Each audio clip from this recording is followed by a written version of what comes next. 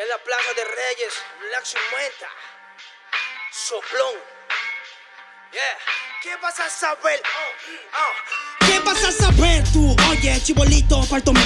Pulpín de los pulpines, batería de Rapunzel, de rapeos, de raptos, de lagartos en cuartel. Cualquier la pega de cruel con un viejo coronel. Soy flojo, se me antojó dormirme en el laurel. Elevé mi level con un label y un Faber-Castell. Ya un papel, lo empape con sangre de todo aquel que se jura Nobel y no ve mis trenes en la riel. What's so man?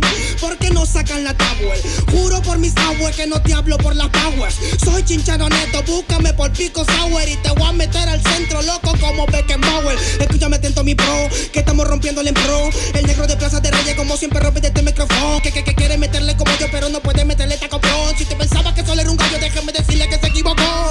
Real motherfucker feeling on the street. Es el Black Shit, Black Mental de Plaza de Kings. Motherfucker, Soplón.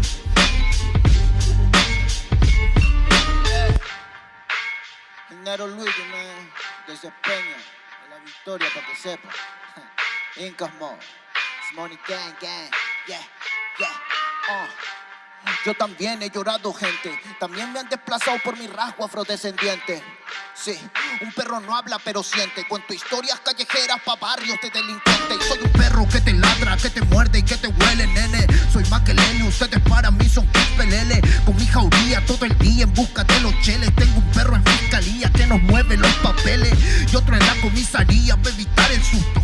Muchas veces me han llevado por solo como luzco.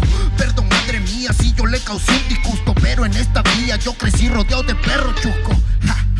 Yo sé que me quieren ganar, yo sé que me quieren tumbar y no pasará porque soy de verdad. Está súper rafina la Dodo Style, metido en latina aprendiendo un style. Yo tengo el style, no mido la raza del perro, yo mido por la lealtad y yo soy leal, yeah. La calle te enseña lo que no te enseña la universidad, yeah. Saliste ese peña aquí con una seña te tiran para atrás, yeah. La calle limeña aquí nadie la dueña, ya nada es igual, yeah. Tiene que respetar, yeah. Tiene que respetar, yeah. La calle te enseña lo que no te enseña la universidad, yeah. Saliste ese peña aquí con una seña te tiran para atrás, yeah. La calle limeña aquí nada le duele, ya nada es igual, yeah. Tiene que respetar, yeah.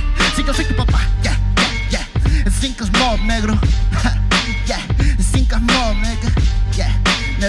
man. Incas mob, yeah. It's money gang, gang, gang, yeah. Hey, yo. Yango en la maldita casa. Me llaman pa' que les dé al menos una vez al mes. Se metieron al lago y olvidaron que era el mes. For everybody bless. La fama es una puta, me está llamando a las 3. Dile que llame después de las 16 y 25. Volví de la infancia de Abraham Lincoln. Con fuerza ya inco, luchando para salir del rincón. Letra callejera en CD brinco. Under del under, puede que tu viejo te lo mande. Sale de vez en cuando como el cóndor por los Andes. Mi cuerpo no es de madera como Dandy. Antes que me branden, yo seré el ola que los expande. Aunque esto me pique en la madera, no sirven ni para romper el ticket de un evento afuera. Loco por la carrera, desafían la gravedad. Yo espero tras la barrera y llego con la novedad. Niña, tú solo espera que ya encontré la manera. He visto bastante por querer lograrlo saltando escalones dentro de la escalera. La vida me puso al depósito, yo soy de púlpito pa' que el mundo conociéramos. De esta parte mejor intérprete capaz de esta cordillera. Sin luz afuera, que el espectáculo es dentro. La calle es mi templo, tiembla el pavimento. Cuando yo me concentro, mis disparos son temas. La calle un poema, se siente desde cuando entro. Y a toditos estos drogaditos que creen que rapean, los regreso al centro de mi balcón. Yo he visto el clon de clon en la misma gestión, pero a la malla no llega el balón. Y para esta pantalla no existe patrón. Yo ya me sé la cuestión y doy fe por cada renglón. Consciente de la operación del final de Mbappé con la edad de bufón. De Yango en la maldita casa, Plaza de Rey y papá. El Nero Luigi, Black Cimental, hip hop peruano, rasgo en la maldita base. Yao, yao, yao.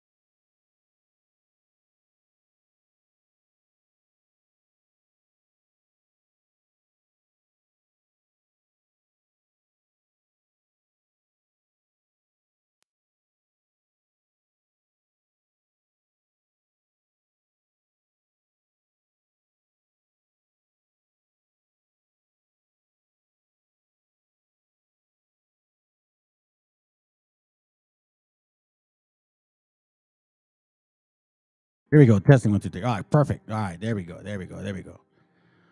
Okay, man. Here we go, family. All right. So, shalom to everybody. Saludos, buenas tardes, buenas noches, buenos días. Y para los pendejos, otro día. I don't know. I'm just kidding, man. Anyhow, listen. I have something important to show you. This is gonna be good. I think this is gonna be good. I think I found the root of Waboism, BHI, and comedic shit. Okay, I think I have. So here's what we're gonna do today, real quick. All right. So I'm just gonna remind you guys. All right. And by the way, a brother texted me something. And it seems like this knowledge is getting through. Okay, so don't take it for vain. If you hear an echo, by the way, I don't know how. I'm trying to fix it, but I don't want to mess it up. Okay, so let's just keep moving.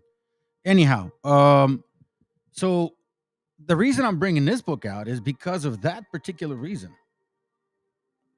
Some of you guys have heard of this book. Some of you, okay? I don't know if you're familiar with R.B. Lewis. Now, I was thinking, should I show him after or should I show him before? You know, man, all glory to our Father. because he is the one that dictates this class, not me. Don't be fooled, family, when people tell you, nah, man, I give all glory and all power to our Father. So watch this real quick. Let's get to it, man. You know, and by the way, what's up, Juan, Quam, Al? Appreciate you, man. Oh, we be real, bro. I see you guys, all right? And also make sure you like and subscribe and share. Nobody asks for any money in this channel. Nobody needs any money in this channel. We are doing it so our gente can understand the difference between, I'll tell you, the difference between, they call it truth. You know, there are people in this area here that try to tell you that that we're the same people, but oh, we have the same history, and these are the same people that don't understand why they're saying that. Okay, I want you to pay attention to this. I need you to know who this man is, and let's see if I can find him. Last time I found him real easy. Let me see. R.B. Lewis. R.B. Lewis of Light and Truth. Right? You guys have heard of that book. Okay. Light and Truth. So we're going to read about this Light and Truth guy. Now, this man, this is what this book is called. Let's just get to it, man. Light and Truth family. This is the root of Waboism and BHI and Kemetic shit.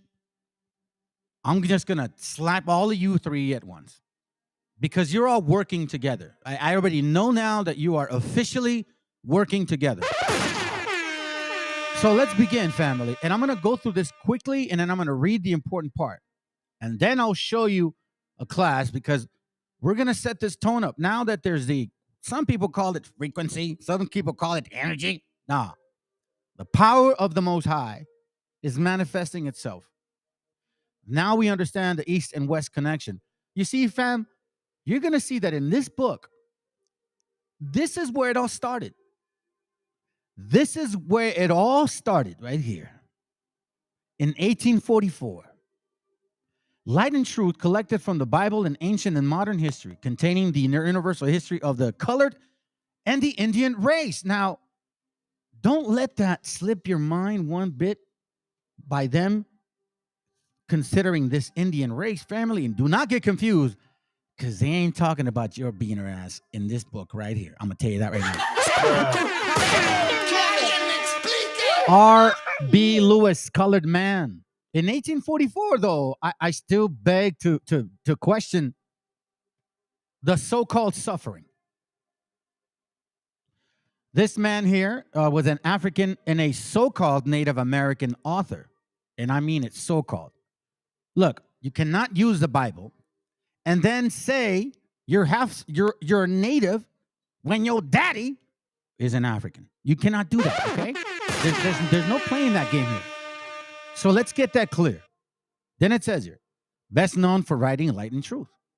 He was also an entrepreneur, successful marketing air oil and other commodities, and also held 3 United States patents. Now, just let me take a step real quick here.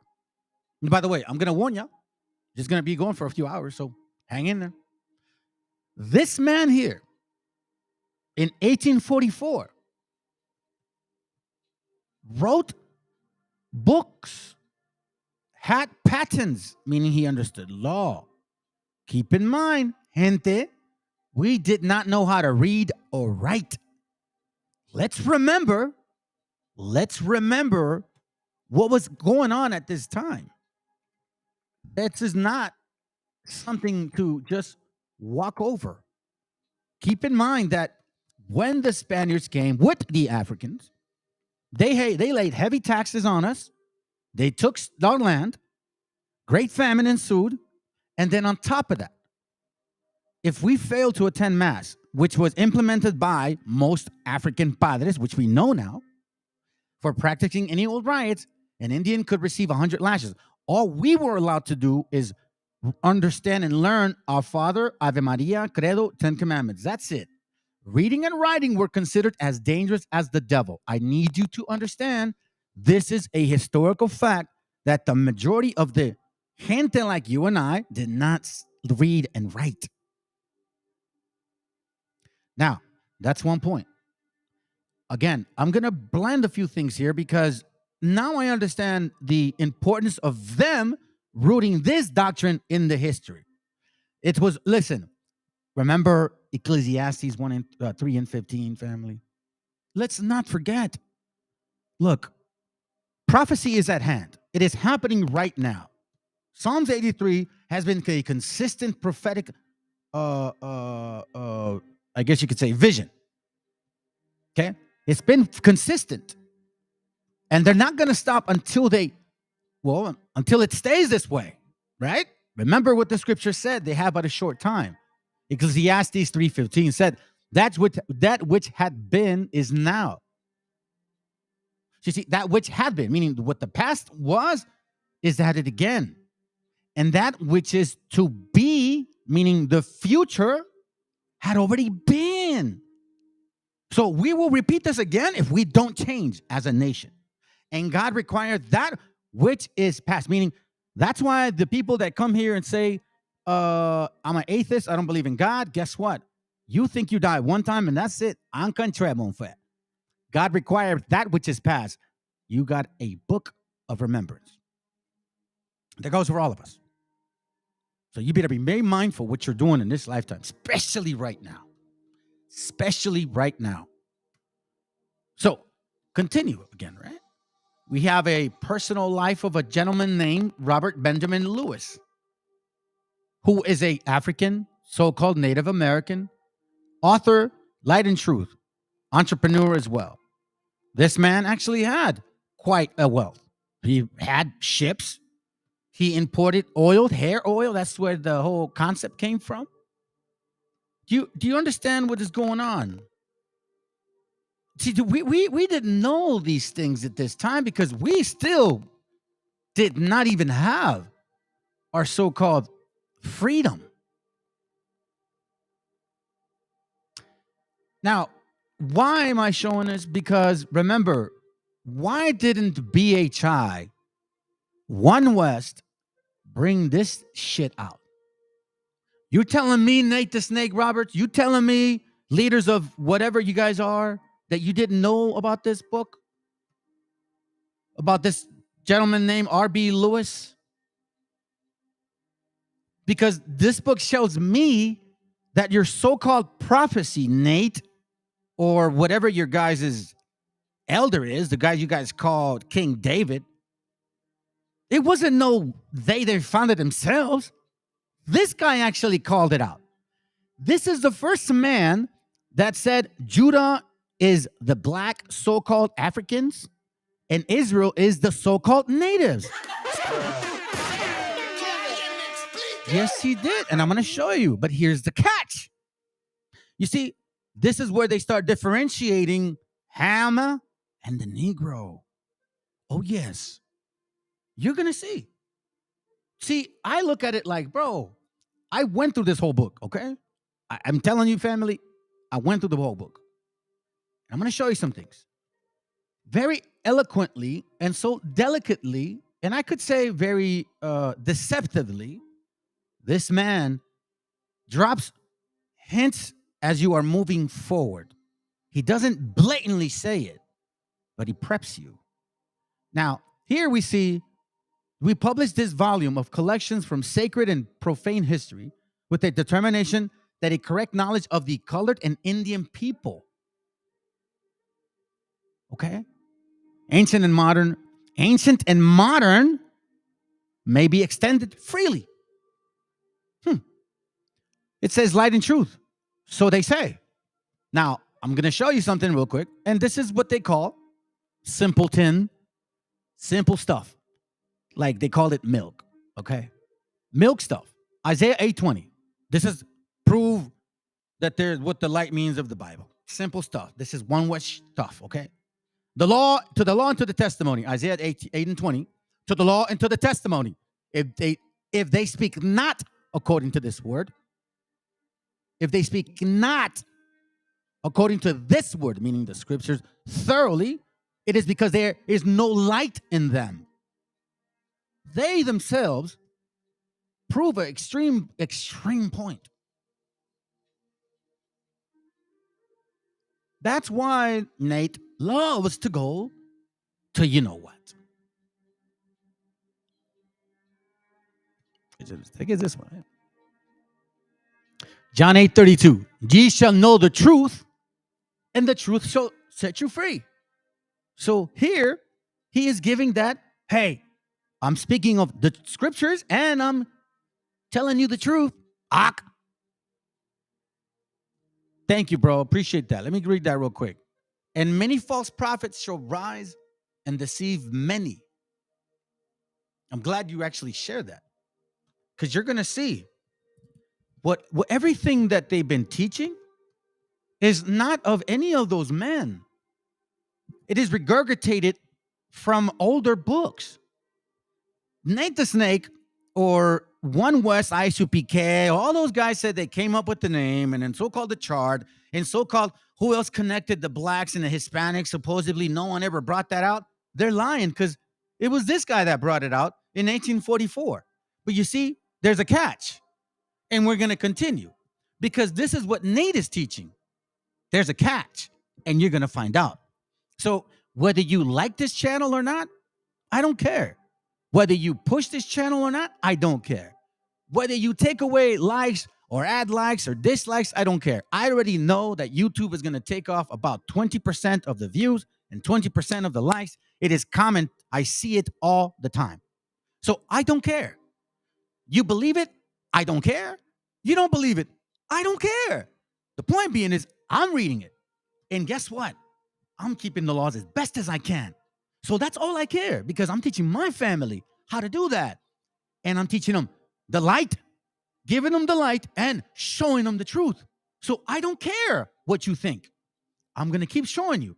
And it's up to you to either hearken or hate me. It's that simple. The Indians in this country are also oppressed and abused. You see this? Are also oppressed and abused. You see, he's sinking hooks, fam. He's sinking hooks. So let's continue. I already marked these things down, right? So as you can see in this book, which I highly suggest, take your time, grab it, read it. But he starts breaking these things down here. You'll see like the history of man, the ancient cities of kingdom, Judah, Jordan, chapter 3, description of Jerusalem, destruction of Jerusalem, the present state of Judah and Israel. The present state. The Hebrews, Israelite Jews, the tribes in America, the true Christians in this land. You know, you're thinking, oh man, this is good, this is good, but then you read this and you're like, wait a minute, what the F are you saying, bro?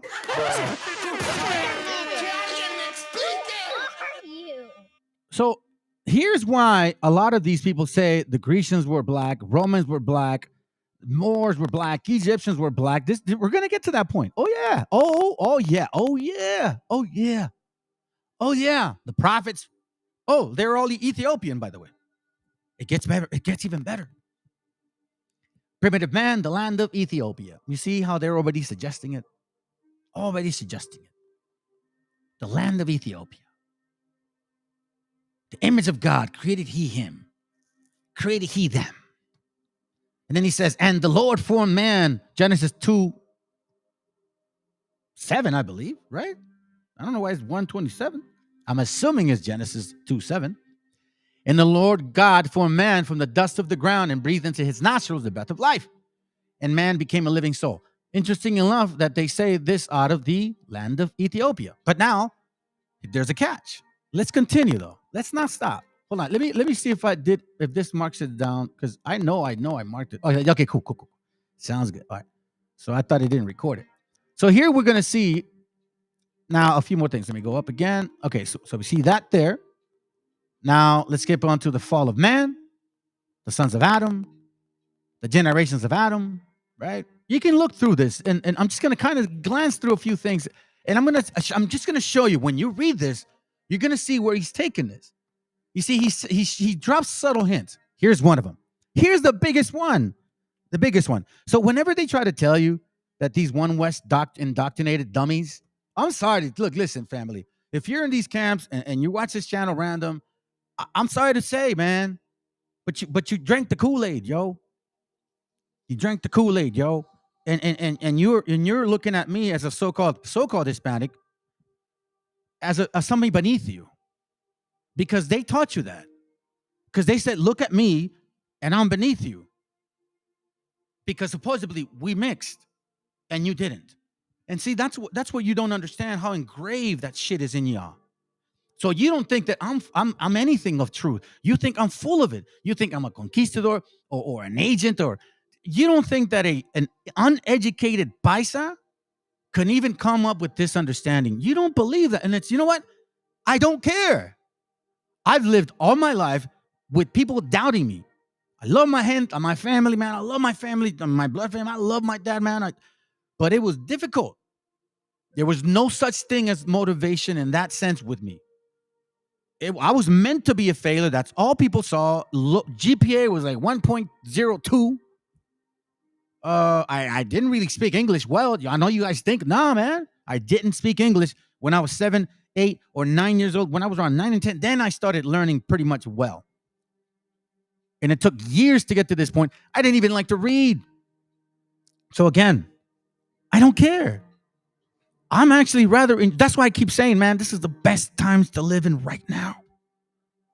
Because unless you are closing your eyes and not accepting the fact that what you've been taught is a lie.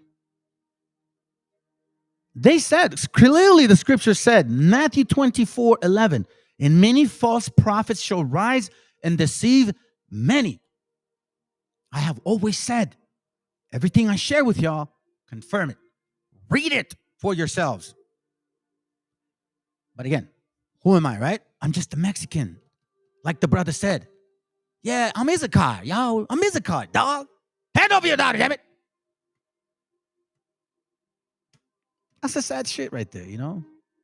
That's really sad, because some of you that are in these camps that just might be our gente, but you look at your phenotype so much, and Most High is going to hold you accountable for that. Because I'm not doing this. I'm only showing who the conquistadors are, who came to this continent, and who actually took this land, who is in the prophecy. I hate to tell you, but Africans, you are in the prophecy. You did come with the white man. So now I see that you're running from it now. And again, I don't care if you don't believe me. I'm going to continue to show it, because you know what? Every day the Most High is revealing something, or every other day. Man, my next so-called show coming up on Friday, wow, yeah, it's going to blow your minds, because I've been talking about Texas for a while, right? Oh, until you find out who the first 170 representatives were. Man, is it going to, boy, is that going to be fire. But anyway, let's continue. So now we see here the sons of Ham, right? No, I'm sorry. No, the sons of Noah, isn't it? Give me a second. Interestingly enough.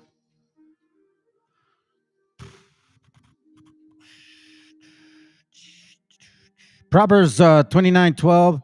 If a ruler hearken to lies, all his servants are wicked. Damn right, bro. The sons of Noah. Man, that sucks. It actually deleted all the. Well, let me go back. Damn it. It deleted it all. No way. Shit. Anyways, all right. So check this out. We're going to do our best. Again, this is the wicked evil spirits trying to fight against us. It's all good. It says here, to the descendants of Ham, I have generally given the name of Ethiopians. Okay? Then here he says black. Blacks with frizzled and curly hair. So now you're thinking, wait a minute, blacks with frizzled and curly hair? What the hell do you got? You're black, frizzled hair, right? So it's like, this makes no sense. The descendants of Shem, check this out. The descendants of Shem denominated Assyrian and Syrians, blacks with long, straight hair.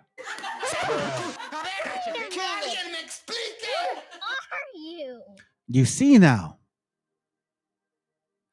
blacks with straight hair. Ham are Ethiopians with frizzled or curly hair.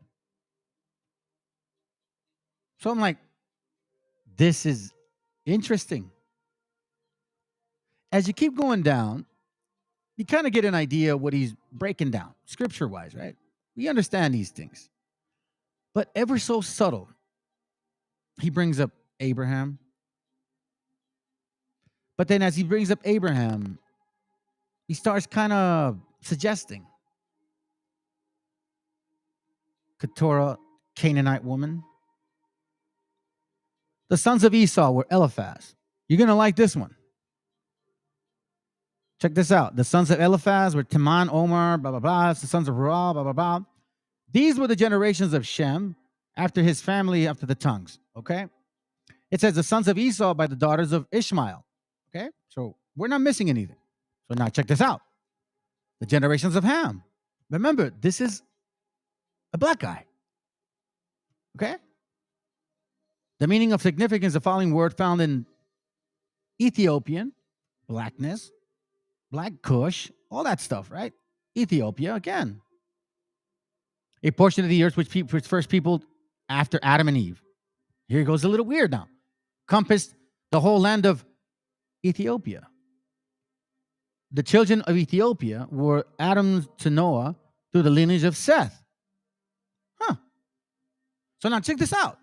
The generations of Ham, an Ethiopian, Cush, Mizraim, and Canaan. Okay, so far, but it's like, okay, as I'm reading this, I'm thinking, all right, what is he suggesting? Because see, I know when I'm reading, I understand scripture, so I'm like, okay.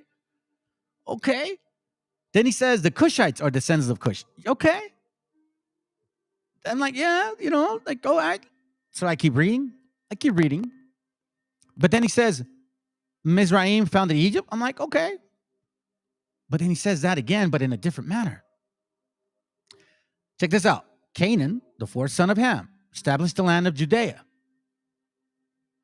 Okay, so we see that. Yeah, makes sense. But now he gets into a bunch of different things. The son of Cush, who gave his name to a country in Arabia. The grandson of Cush, the son of Joktan. The grandson of Abraham. All these seem to have taken up their residence in Arabia. But you see how he said Cush in Arabia. And Abyssinia in Africa. And perhaps most of the southern east part of Arabia and Ethiopia, and the Red Sea now. So it's like, oh, now he's putting Abraham over there. Okay? I'm like, I get you now. I understand where you're going with this. But then he says, Nimrod, son of Cush, an Ethiopian. Okay. This is getting interesting. Then he says, where is he at? Let me continue. The Canaanites, called by the Greeks Phoenicians. I keep saying that. You guys don't believe me? Who are you? And Ethiopians were descendants of Canaan. Wait, what? But didn't he just say that Ethiopians? So you know what he's referring to? You're going to find out what he's referring to. We're going to go a little quicker on this point because you're starting to see the sons of Canaan, Zidon. This is Canaan. So he's referring to Canaan being black. Blackity black. Okay? That's what he's saying. Sidonians built Zidon, the province of Phoenicia. Okay? The children of Canaan, which is Ham, who has frizzy hair. Remember, he said that, not me. Then he goes on to say, the Macedonians named it Ethiopia. Okay. Amathos. Okay, cool. Okay, here we go. The Amalekites were descendants of Amalek, of the family of Ham. Who are you? So I'm like, okay, now you're getting a little nuts here. But he's going somewhere. You see, you're gonna see where he's going. Anakins were also offspring of Ham, Cushi, David. Now Cushi came the tidings unto David. Mhm. Oh yeah. Check this out. The descendants of Ham, who were denominated blacks in the Grecian historians, their hair was frizzy or curly. I didn't say that. He said that. So now check this out. The Phoenicians, the Canaanites' sacred history were among the most early civilized nations of the earth. We, the Christians and civilized people of the present day, are indebted to them for our knowledge of navigation. Greece was indebted to the Phoenicians. Interestingly enough, one of Canaan's sons. Let me see if I'm. Ah, man. I think it's later on, but let's continue. I don't want to stay too long on this. So now we see the blessings. So as he's going further, he starts including Abraham again. As you can see, there's a lot of Africanism going on here right now. A lot of African influence. Isaac had not arrived, mature age. Abraham, not among the Canaanites. So like, okay, Abraham removed his tents to Egypt. All right, I'm just going through this real quick, okay? Just bear with me here. I'm going to show you something, and then I'm going to show you the video. Then it says here, after the death of Sarah, Abraham's wife, he took the second wife, named Keturah, a Canaanite woman. That's not 100% true, from what I recall. She's an Egyptian woman, isn't she? Not a Canaanite woman. The nation of the troglodytes were derived from Abraham's by Keturah. Had six sons. You see this? Troglodytes. This is Sakari's favorite word now. Now you know where he got it from, I guess. Now, if you keep going down, you see how it's just kind of going through prophets, blah, blah, blah. The two nations of Isaac here. Hey, check that out. It gets interesting here. So, he mentions here Isaac. You see how they said, oh, no one ever told you guys about Esau. Shut your fat faces up, man. You overweight dummies. And when her days to be delivered were fulfilled, behold, there were twins in her womb. And the first was red all over like a hairy garment. And they called his name Esau. His brother named Jacob, who was afterwards called Israel. The first clothing worn by ancients were hairy garments. The Lord God made coats of skins and clothed them. And they were wandered about in sheepskin and goatskin, ramskin, and badgers dyed red. The ramskin dyed red were used in construction of the tabernacle. Dr. Clark has proved from Homer, Flino, and modern travelers that there were rams whose natural color is red. From this fact, it may be deduced that Esau was red all over, like a hairy garment. He was red, not hairy. Esau became a cunning hunter. Check this out. And was loved to be Isaac. But he despised his birthright and sold it to Jacob. Isaac, however, blessed Esau, his son, and said unto him, blah, blah, blah, blah. You know that story. A hunter, here goes, here's the interesting part. A hunter or archer, one who is skillful in the use of bow and arrow, as Esau was. The weapons of war formerly used were the sword, spear, bow, and arrow, sling, javelin. Esau, the Edomite, or Indian. Who are you? But didn't he say light and truth? Now he references Indian. And you're like, wait, hold on a second. ¿Cómo que Indian, cabrón? So now they're referencing Esau, the Edomite, or Indian. The ones that use bow, spear, arrow, sword, javelin, sling. Now you know why they call you, or call me, a Caucasian? I understand where this is going, or where it came from. This is in 1844. you're seeing once again right here. Look, listen, I'm going to tell you again, believe it or not, I don't care. I'm showing you what I'm reading. And unless you are so emotionally involved in your doctrine, then you got no hope. I'm sorry, backwards. If you are emotionally involved in your doctrine, you have no hope. Psalms 83 says, they have taken crafty counsel against thy people and consulted against thy hidden ones. Who did they constantly say? Even in this book, we're going to read that there was an island far away who they knew of, but they waited till the very last end. They say it in this book. Let me continue how he's going to generalize us here with us. Here, this is us right here, family. To this Negro right here, this African, you so-called Hispanics are Esau. Esau, who is Edom, which signifies red, the red people.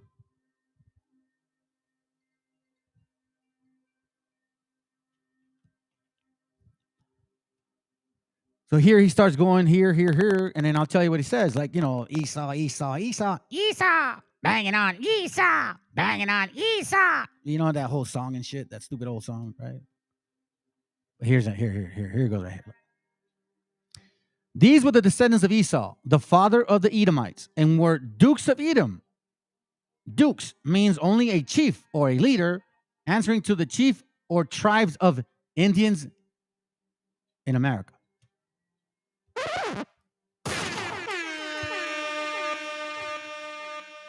Nothing new under the sun, family. This was meant to be prepared for y'all later on. Keep in mind that this is around the same time in 1844 when we were losing Texas, and you're going to find out by who the majority of the people running that campaign were, who they were. Oh, yeah. And I got facts. I don't just talk about it. No, I'm going to bring you facts because I always bring facts. I'm not like Colombianos who alter shit. I bring facts because I'm not afraid of facts.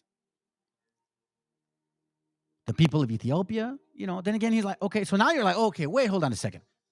So remember now what he said. This is in page 25. We're going to skip pretty quick soon, okay? Let me just show you the most important parts are here, and then I'm going to go scoop real quick. Go ahead. Remember what he said? This is R.B. Lewis. This man right here is calling us Esau. This Negro right here.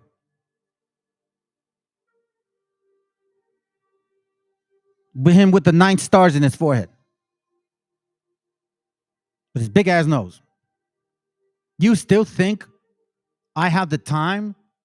You still think I have the time to believe what you're trying to teach?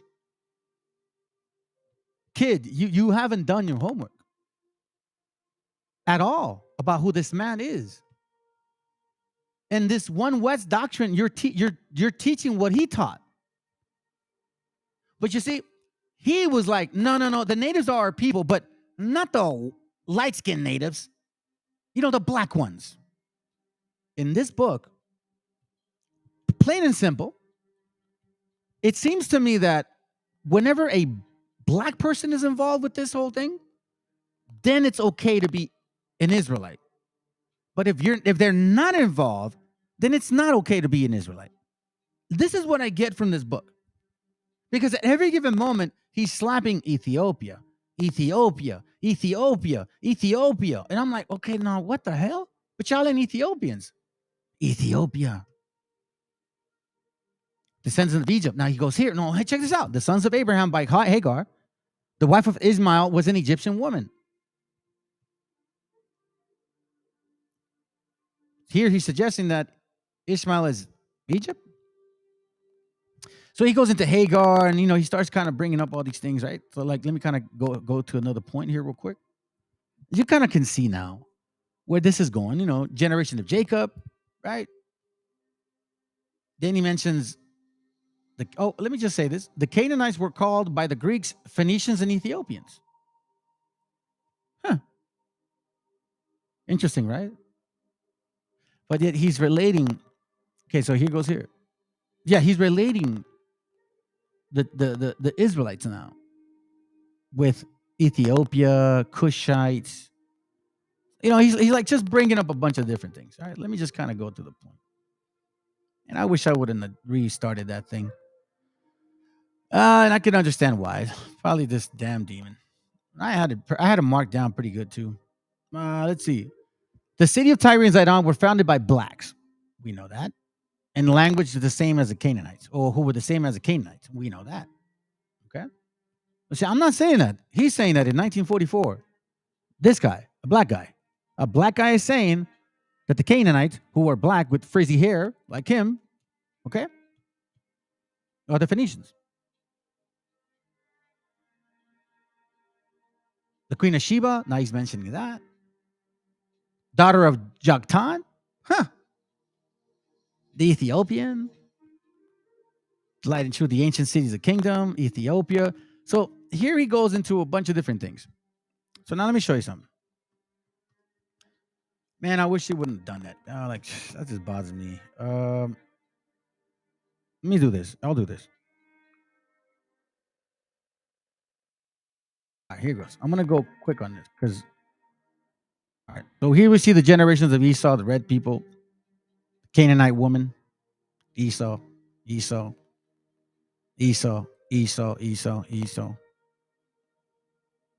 breaking this up here. Then he mentions Esau with the Indians. Considers them red people, right? He's talking about who Esau had kids with.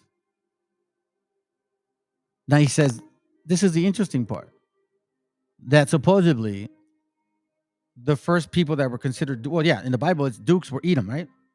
So now he connects dukes with chiefs.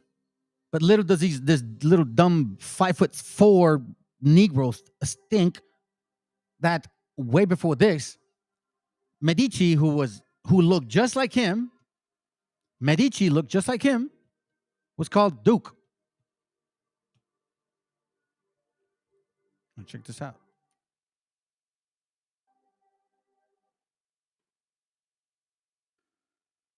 There's a lot of this Indian part here, but I'm gonna get to the point. Let's see. Indians, 246. Here goes right here. I'm gonna remind you guys of this. Remember what he says. The descendants of Ham, I have generally given the name of Ethiopians, blacks with frizzled or curly hair. That wasn't me.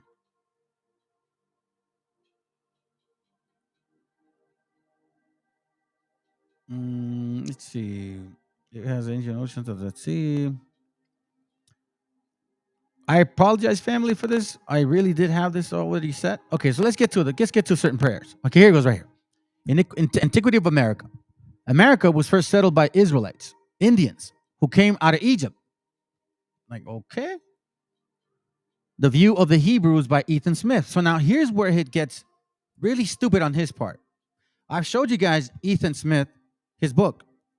And Ethan Smith references James Adair, which James Adair clearly shows that the natives here were a variety of color and that we darken ourselves in most cases because of where we lived. America was discovered by Columbus in 1492 and was people by colonies in 1620 from Europe. The first settlement in New England was made in Plymouth in the midst of the fertile country. The Egyptians were an Ethiopian people. You see this here?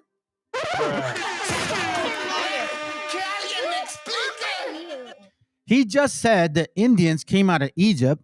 Then he says the Egyptians were an Ethiopian people.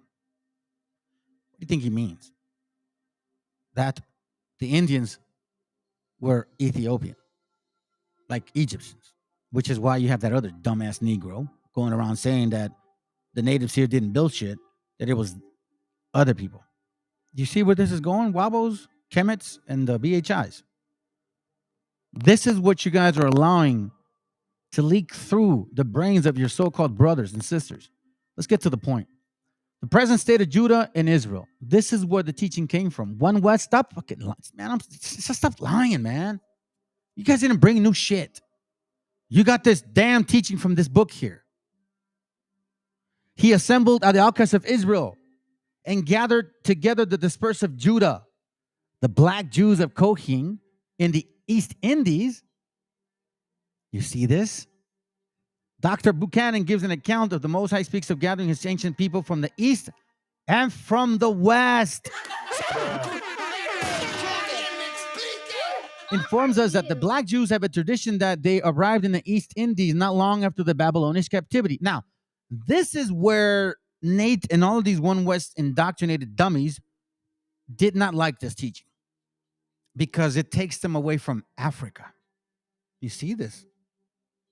So here is where he is trying to say now that because people in India are dark-skinned, that they're Africans like him, like the Africans here. Okay? That's what he's suggesting. That's what he's suggesting. Do you understand what's going on here?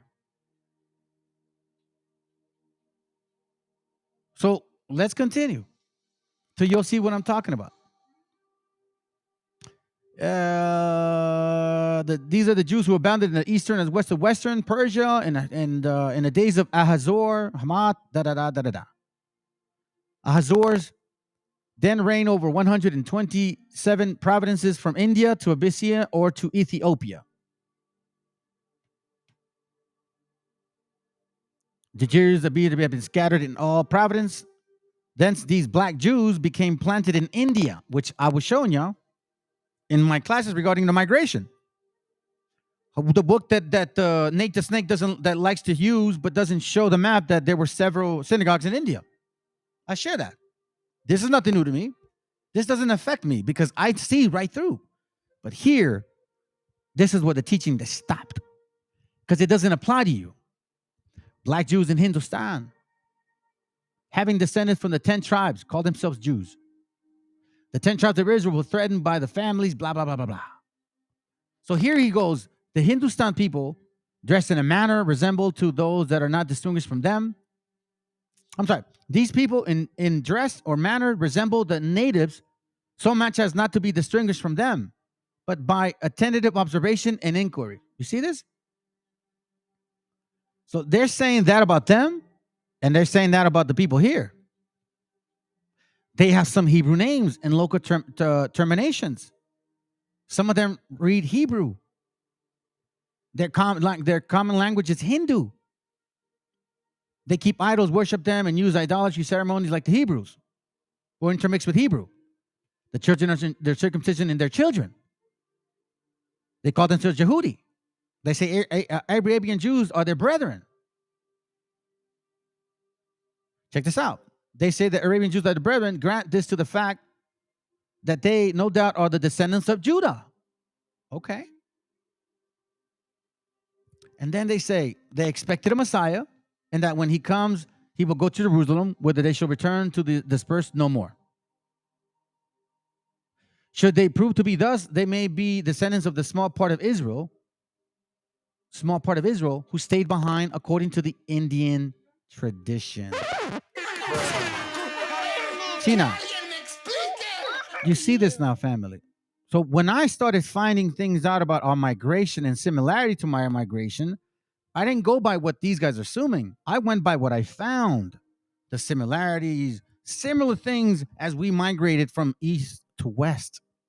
But see, here these guys, in this time, they're saying, as best as we can reach, we can be, they're black, so that means we're black, so we're Judah. That's exactly what they're doing. When you go through this entire book, you find out how twisted some people can be. So far away from a heritage that doesn't belong to you, that you're willing to just, I don't know, man. This is so interesting. Check it out. The African Jews, they may be asked how came they Jews? Josephus informed us that the nation that in the name of Africa were derived from Abraham by Keturah, by whom he had 6 sons. What? Somebody tell me that. Now Abraham the Jew contrived to settle his sons and grandsons in his colony, and they took possession of troglodytes and named it Africa. Really? You see what I'm saying? The black Jews of Hindustan, meaning from India, call the Arabian Jews brethren. But see, they're saying that Arabians were also black, remember? Then he brings up Ethiopian unto me. Israel shall return and come to Zion, the city of God. We, the Indians and Ethiopians, say to that their fearful hearts, be strong, fear not. Behold, God will come. This right here is what he means, us Negroes and us Indians. See what I'm saying now? Who are you? This man here is teaching them because he thinks he's a native. Because his mom got raped, sold into slavery. So check this out. Here's where it gets interesting. So we're seeing this like, okay, cool. So now here goes. The claim of posterity. It is natural and scriptural that the posterity of great men be called after their father, down to the latest generation. The Hebrew are called after Heber, their great father, from whom all the Hebrews descended. The Israelites are called after their great father Israel. The Jews are descendants from Judah and their great father, and are called after him in Africa and Asia. So check this out though. The Edomites or Indians are descendants from Edom and Esau, and are called after their great father. Who are you? You see now? So there's two Indians here.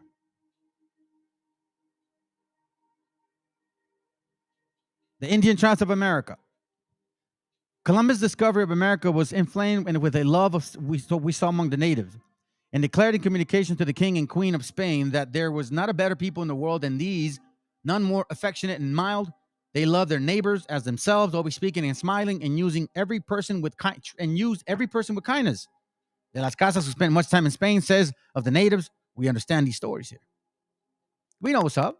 The natives are said to have been free from the European vices of blasphemy, lying and stealing, and to have lived in peace until the Europeans came along. Like Judas with a kiss, the natives they betrayed. Arguments in the favor of the Native Americans being the descendants of Israel, or Israel, whom ye have scattered among the nations. The Lord shall assemble the outcasts of of Israel, and gather together the dispersed of Judah in the four corners of the earth. You see that? You see what I'm saying, family? What do you think they're saying is Judah here? Exactly. Nothing new under the sun. This is One West doctrine right here. This is in 1844. What has IUIC taught you? Shit. What has BHI taught you guys? Nothing. All they did was regurgitate something they read and said, this is what I feel like I'm going to do. And you know what's so funny? This idiot keeps quoting James Adair. And I've proven that James Adair understands what we look like and what we look like. Give me a second.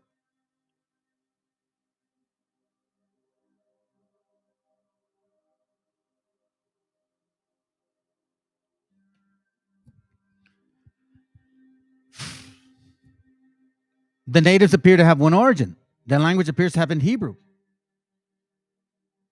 They have one tribe answering a variety of respects to the tribe of Levi. The Indian pyramids resemble the high places of the ancient Israel. They found phylacteries, and ancient Hebrew writings have been found in Israel hills. These arguments are supported by Baudelaire and James Adair.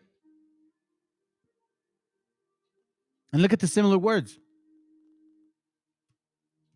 Look at the similar words. Oh, shoot.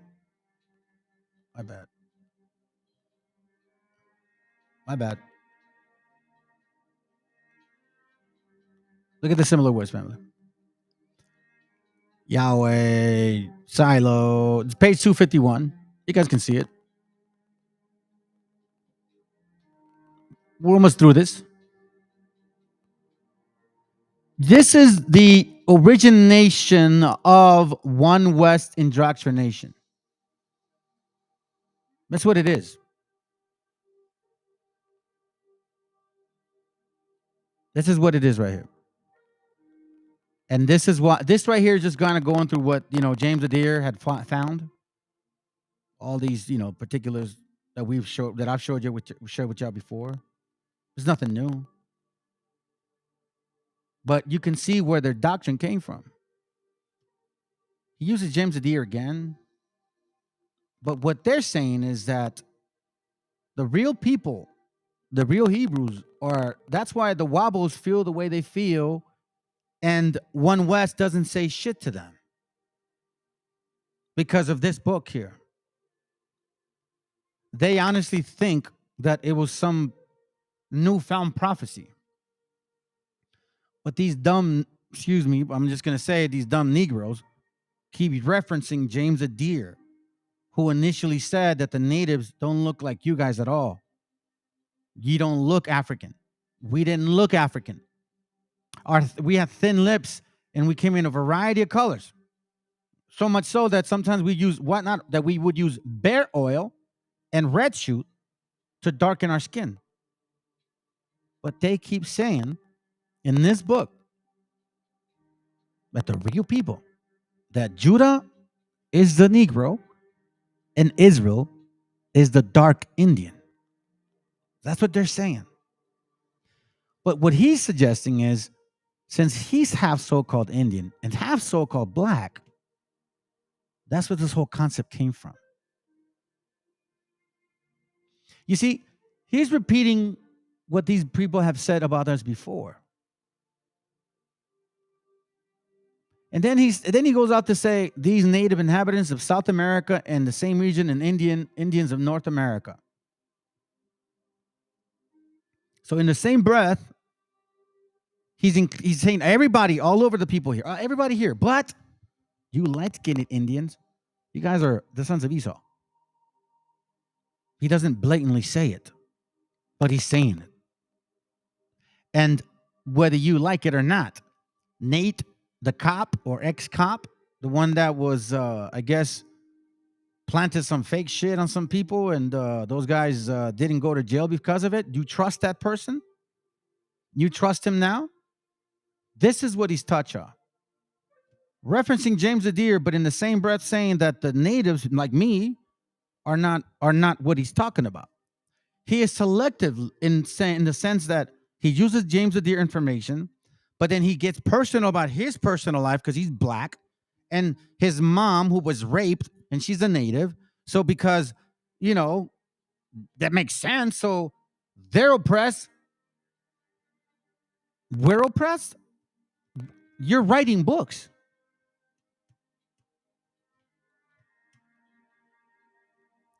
I'm telling you this.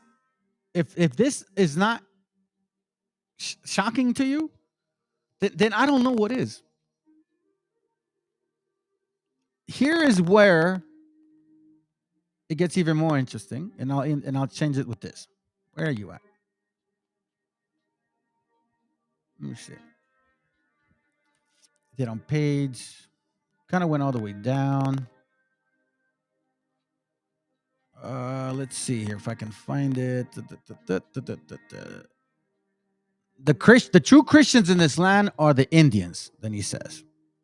So the Indians, or I should say, oh, here it goes. Let me see.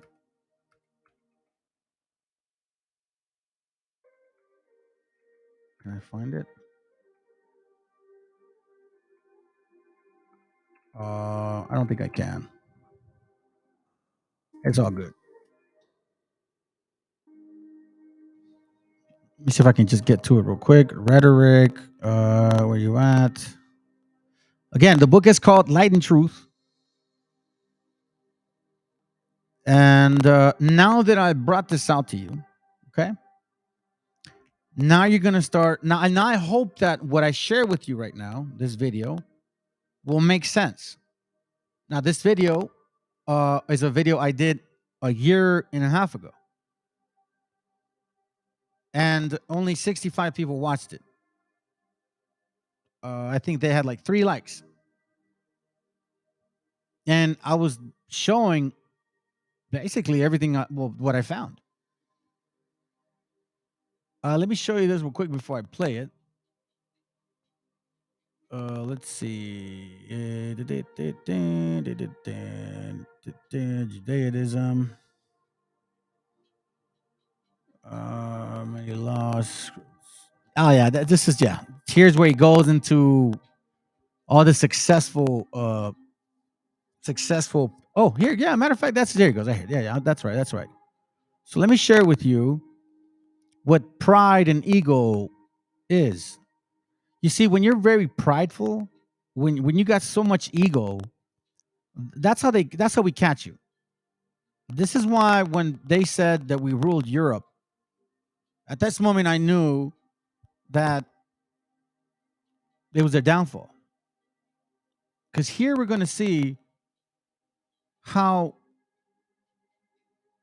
there was a lot of Africans who had it good. Don Juan Latino, an African, was a distinguished teacher of Latin language in Seville in Spain during the last century. John Capitain, an African, was born in Africa and was carried to Holland, and there employed himself in painting. He acquired the elements of Latin, Greek, and Hebrew. Anthony Williams Amo, an African. He was born in Guinea, brought to Europe when he was very young. He pursued studies in 1734 while we were getting enslaved, while we were getting our lands taken. Remember the global Indios who were going to court looking to get freedom under court? Great philosophers. Lacmac, an African, distinguished man, a prophet, I say, wise, so to speak. Argot, an African, 1730. Wisdom, Job Ben Solomon, an African, 1730. Captain Paul Coffey, an African. So check this out. This is how this happens, okay, dummy? I'm gonna show you how this happens.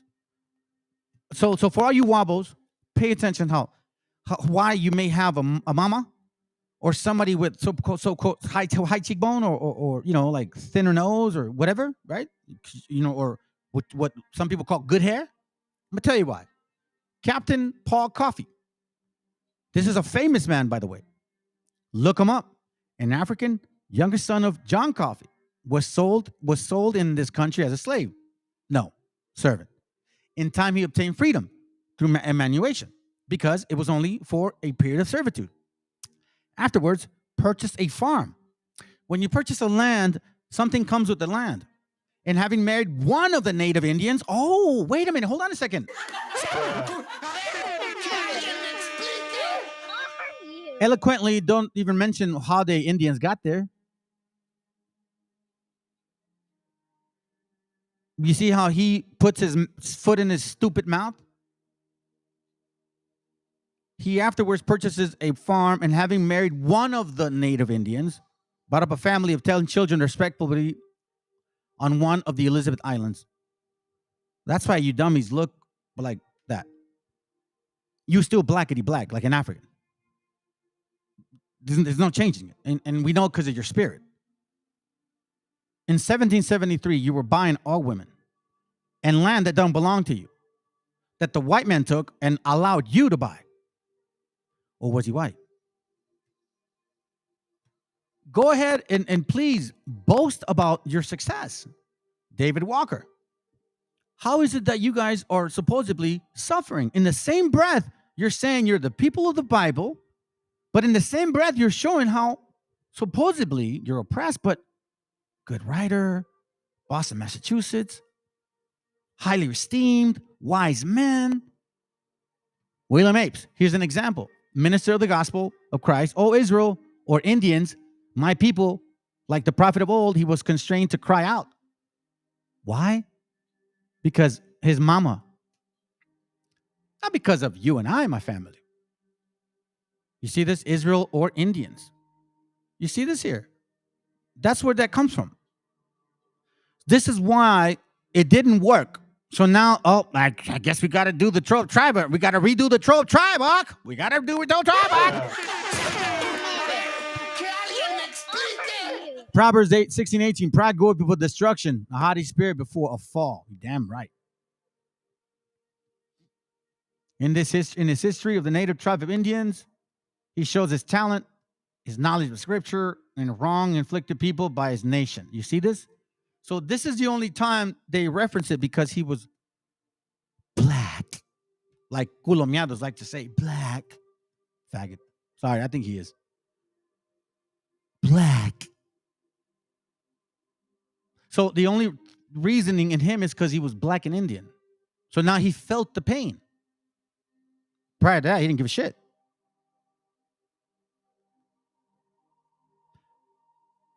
These are facts. Look, female writers: Cornelia, Hypatia, Phyllis, 17961. We couldn't even read, family. No right. Remember that? 1765. Remember, partis ventrum was to enslave our native sisters, not black women. You see it here. Why? Or else this wouldn't be happening. Because it says there that native women could go in slavery. Why would you let them not go in slavery? They're black. 1772. She, college, New Hampshire, publisher, Phyllis. Wow. Wow. That's amazing. Look, certificate given to her by the governor of Massachusetts. African genius. Please keep boasting about your success and under our demise. In the eyes of the beholder, I don't know how you guys can agree that we had the same experience. So now the ancient Arabians, the people of color, bam, here we go. Anyways, as you can see, family, this book here is a heavy duty book. I highly suggest to read it. You know what I'm saying? I highly suggest to read it.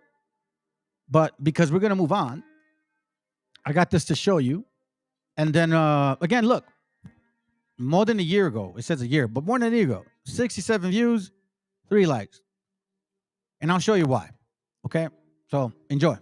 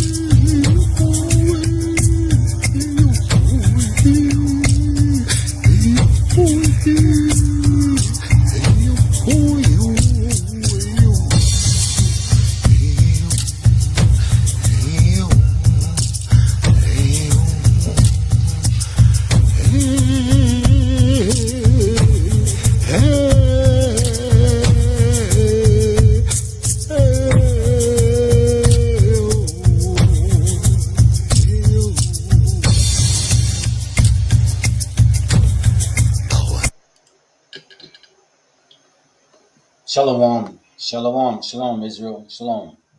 It's your brother Manu again. It's been about a week or so since I've been able to upload a video. Okay. I pray that you brothers and sisters are doing well, right? You so-called Hispanics and Native Indians, and you brothers and sisters of the indigenous descent. That's who I'm talking to right now. Okay. You will see some. Well, let me just say this. I hadn't done a class in a while because I really put a lot of effort, thought, and studying into this class. The Most High put it upon my spirit to do it. He obviously, as time goes on, through the scriptures, you are revealed things. And it all comes to the question that has been sitting in front of all of us, the big elephant in the room, okay? The truth of this all. the so-called Israelites, right? Where we really come from, what we really look like or looked like, because that's pretty much the argument as it sits right now. We've already dealt with the so-called white man. We already dealt with that. But now, as sincere Hebrew brothers who and sisters who really are about the word, you are going to study your scriptures. Okay? Without a doubt, you are going to have to study your scriptures. And more than anything, okay, in the scriptures, you need to find the truth. Now, we hear that a lot in these other camps, but what really is it? All right? Now, let me bring this up real quick because I want to start off with this scripture. I'm not really going to do any videos today, guys. So I really would highly suggest to take some notes, man. I'm going to go as quick as I can because I have a lot of information so I can present to you, brothers and sisters, and give y'all answers so then you can probably decide on your own. Well, obviously, you know what? Whatever I provide y'all need to dissect it yourselves too. Don't fall for me. I'm not here for that. I'm finding stuff out and I'm revealing it to my brothers and sisters. Y'all call it prophecy, call it teaching. You just call me a soldier, whatever it may be, or a brother that just, for whatever reason, the Most High is allowing me to see these things. Take notes. I'm telling you, you're not going to want to miss this information. So let's go, first of all, to this one here. Because at the end of the day, this is really what it's about right now. And yet, even though we read it in these camps, we ignore this. Job 8:8. For inquire, I pray thee, of the former age. Prepare thyself. You see what it says? For inquire, I pray thee. Job is praying for us to prepare, first of all, thyself to search of their fathers. Job here is letting us know to what? To search for our fathers. That's a key question in today's class today. Today's class, search for our true fathers. Not what we've been told, but what the actual Bible says.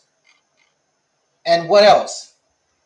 History, guys. You cannot ignore history at all.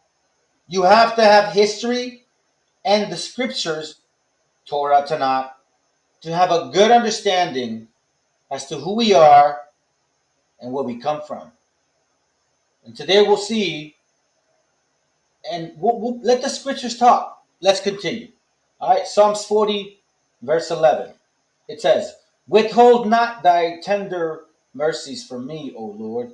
Let thy loving kindness and thy truth continually preserve me, right? Continually preserve me. So the truth. What is the truth? The scriptures. We cannot be falling to any false doctrine whatsoever. We hear it all the time. John 17:17. All right, it says, sanctify them through thy truth. Thy word is thy truth. The scriptures is our truth. Okay?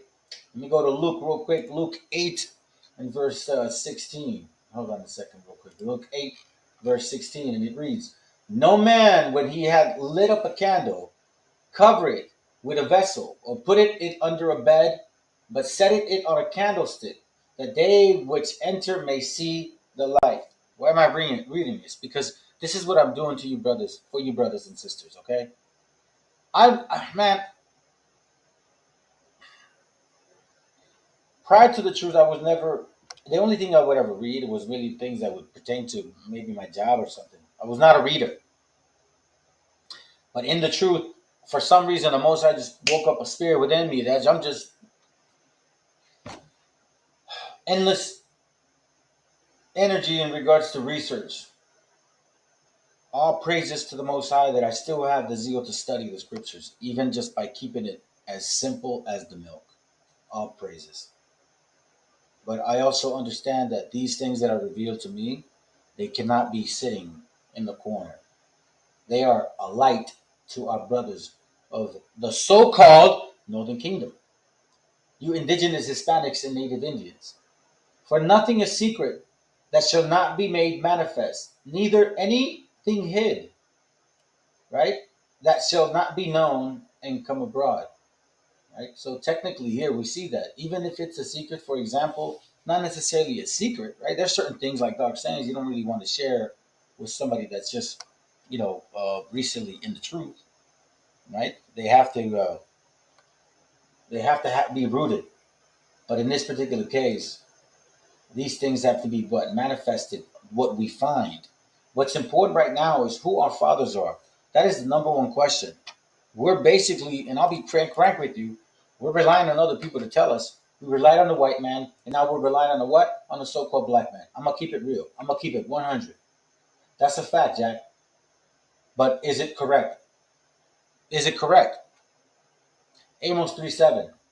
Well, let's find out. Let's find out if it's correct. Amos 3:7. Okay, and it reads Amos 3. Oh, and by the way, the name of the class is "When in Pursuit of Truth, Moderation is Pointless." That's the name of today's class. All right. So let me get that real quick. Amos 3:7, and it reads, "Surely the Lord God will do nothing, but he'll revealeth his secret unto his servants via prophets." So these things that I'm revealing to y'all, in a sense, they've been secret to us, right? And maybe to these other nations, who knows? But I know for a fact that this was a secret to me, and I was not aware of what I'm about to share with y'all. Ephesians 6. And I'm going quick because, brothers, seriously, I got a lot to read. Today is a day of reading. Ephesians 6 and verse 10, it says, "Finally, my brethren, be strong in the Lord and in the power of his might. Put on the whole armor of God." That's what's going to keep you strong in the Lord, that ye may be able to stand against the wiles of the devil. For we wrestle not against flesh or blood, but against principalities, powers, against the rulers of darkness and of this world, against spiritual wickedness in high places. We see here when we clearly understand now that we're not just dealing with carnal men. We're dealing with the power greater than them as well. Wherefore, take unto you the whole armor of God, that ye may be able to withstand the evil day, and having done all to stand. And you want to know something, guys? I'm going to bring this up. This is important. Withstand the evil day. Why the evil day? Why the evil day? We already are in captivity for 500 years. What other evil day is going to come about? I'm saying it like this because I will show y'all something. Having done all to stand. Putting the whole armor of God also means the scriptures. And I don't just mean like keeping the laws, guys. And brothers and sisters, I don't just mean that. I'm talking about study, and I don't just mean like study to be a Precepticon. No, there's a lot required in this truth. If you're a true Hebrew, you will show the characteristics of a true Hebrew. You will dig real deep into your spirit aspect of yourself, and you'll really apply these laws on a way spiritual level in order to change your life, not just because it benefits you, but because it benefits your whole household, your whole family, this whole nation of people. You start seeing, in a sense, Yahweh in your brother. That is exactly what a Hebrew should demonstrate. And it's not just the actual laws or these particular things. It's also searching our generation. As you know, we kept, well, from example of the Bible itself, this is an actual heritage book. We cannot forget who our fathers are. And the last thing we need is to fall short to the prey. Verse 14, stand therefore having your loins girded up stand therefore having your loins girded about with truth. That means study, brothers. Study deeply. Don't just go on a tangent and get into Genesis and think you're going to figure all of this out. No, man. And don't go in the wrong spirit either. these things will not be revealed to you. Stand therefore, having your loins girt about with truth, and having on the breastplate of righteousness. Here's the truth, guys. What I'm about to bring out today isn't a narrative of mine. I want the truth. So what I'm going to prove is what I found in regards to what seems to make sense. Now, y'all can decide what you want and still keep falling for the idealism, I'm going to call it that, of colorism. That's right, the idealism of colorism. Why? Because in the end of the day, this is what it's all about. I hate to tell you, what it seems like this is what it's about, color. Let me continue. Having done all, to stand. Stand therefore, hold on, excuse me. And your feet shod with the preparation of the gospel of peace. Like your feet shod, like protected, with your shoes, for example. Above all, taking the shield of faith. Okay? Remember this. It says, above all, taking the shield of faith, wherein ye shall be able to quench all the fiery darts of the wicked. The fiery darts of the wicked. What are fiery darts? You see, you have to open up your spiritual. Well, first of all, you got to keep the commandments of God and actually sincerely want to change. That's the true Hebrew, okay? Secondly, you got to really, really, really prepare yourself for these fiery darts that are coming at us. Because we already dealt with the so-called white Jesus. And now we're dealing with the so-called black Jesus. Yes, I said it. Exodus 20. Read it. And I'm going to continue because we're going to prove something today. Revelation is a famous one that we used against the so-called Caucasians over there in Israeli town, right? Or the Edomites. Revelation 3:9. But you want to know something? This is interesting here in the next verse. It says, behold, I will make them of the synagogue of Satan, which say they are Jews and are not, but do lie. Behold, I will make them come and worship before thy feet. And as you can tell, it's when I first started doing these classes, and I was learning how to use assist. This was like one of the first ones, man. Like maybe like 2-3 months in, and I wasn't doing classes as much now as I was then. I was like maybe once or twice a month because I was nervous. I was learning how to go about doing these things on live or recording, or I think it was recorded. Anyhow, just letting you. Let me see if I can speed it up. Okay, hold on. And to know that I have loved thee. So for some time we know now. Yeah, leave it like this. Pertains to it first. But read verse 10. Because thou hast kept the word of my patience, I will also keep thee from the hour of temptation, which shall come upon all the world, to try them that dwell upon the earth. We've been with the so-called white Caesar Borgia for 500 years. So what is this hour of temptation? And don't tell me it's Esau. Because it says here, the hour of temptation, which shall come upon all the world, to try them that dwell upon the earth. Now I'm going somewhere with this, so let's continue. I'm going to read this too as well. And then I'm not even starting with my classes yet. I'm trying to establish this, guys. Matthew 23, Matthew 24:23, it reads, then if any man shall say unto you, lo, here is Christ, or there, believe it not. For there shall arise false Christs and false prophets, and shall show great signs and wonders, even so much that if it were possible, shall deceive the very elect. It says there shall arise false Christ, not just one, false prophets, and shall show great signs and wonders. Now, you could consider this for the so-called white men, obviously, of course, right? White Jesus. But they show great signs also. Guess what? Prophecy, so-called breakdowns of scriptures. Don't think at any moment that that's not possible. Don't think at any moment it's not. 2 Peter chapter 2, verse 8.